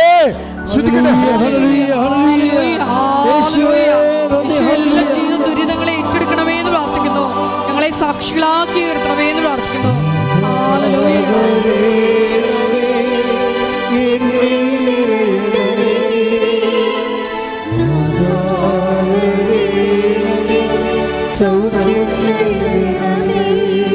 മുട്ടനിക്കുക. എൻ്റെ വിഷയം ഇതിലൊക്കെ അച്ഛൻ പറഞ്ഞില്ലല്ലോ എന്ന് ഓർത്തൊരു വിഷമിക്കുന്നവർ വിഷമിക്കേണ്ട. മാതാവ് ഇപ്പോൾ എന്നോട് പറഞ്ഞിട്ടുണ്ട്, അങ്ങനെ ഒരു ഓർമ്മ എൻ്റെ മനസ്സിൽ ഈശോ തന്ന അവർക്ക് വേണ്ടി പ്രത്യേകം പ്രാർത്ഥിക്കണമെന്ന്. നിങ്ങളിപ്പോൾ തന്നെ അച്ഛനോട് പറഞ്ഞ് അച്ഛൻ്റെ വിഷയം പറഞ്ഞിരുന്നെങ്കിൽ എന്ന് ആഗ്രഹിച്ചവരെ ഇപ്പോൾ ആ വിഷയം നേരിട്ട് ഈ ദിവ്യകാരുണ്യ തിരുസേനയിൽ സമർപ്പിക്കുക. ആ വിഷയത്തിൻ്റെ മേലെ ദൈവിക തീരുമാനം, ആശീർവാദം ലഭിക്കാൻ പോവുകയാണ്. ഇപ്പോൾ ദിവ്യകൃപാനയുടെ ആശീർവാദം ലഭിക്കും. 2 മിനിറ്റ് നിങ്ങൾ അച്ഛൻ ഓർക്കാത്ത കാര്യങ്ങൾ, പറയാത്ത വിഷയങ്ങളുടെ മേലെ നിങ്ങൾ ഓർത്ത് ഇപ്പോഴ് ഓൺലൈനിലായാലും ഇവിടെ ആയാലും പരിശുദ്ധ അമ്മയുടെ മധ്യസ്ഥത്തിന് ഈശോയ്ക്ക് സമർപ്പിക്കുക. ഒരിക്കൽ കൂടി മരിയൻ ഉടമ്പടിയിൽ സമർപ്പിച്ചിരിക്കുന്ന എല്ലാ വിഷയങ്ങളും ദേവമാതാവിൻ്റെ മധ്യസ്ഥയിൽ ദിവ്യകാരുണ്യ സന്നിധിയിൽ നമുക്ക് സമർപ്പിച്ച് പ്രാർത്ഥിക്കാം. കടന്നു പോകാൻ ഭാവിക്കുന്ന കർത്താവിനെ നിർബന്ധിച്ച് കൈപിടിച്ച് കൂടെ നിർത്തി വിശ്വാസാനുഭവത്തിലേക്കും സാക്ഷ്യാനുഭവത്തിലേക്കും ഞങ്ങളെ ഉയർത്തണമേ എന്ന് പ്രാർത്ഥിച്ചുകൊണ്ട് ശിരസ്സ് നമിച്ച് നമുക്ക് ദിവ്യകാരുണ്യനാഥൻ്റെ ആശീർവാദം സ്വീകരിക്കാം.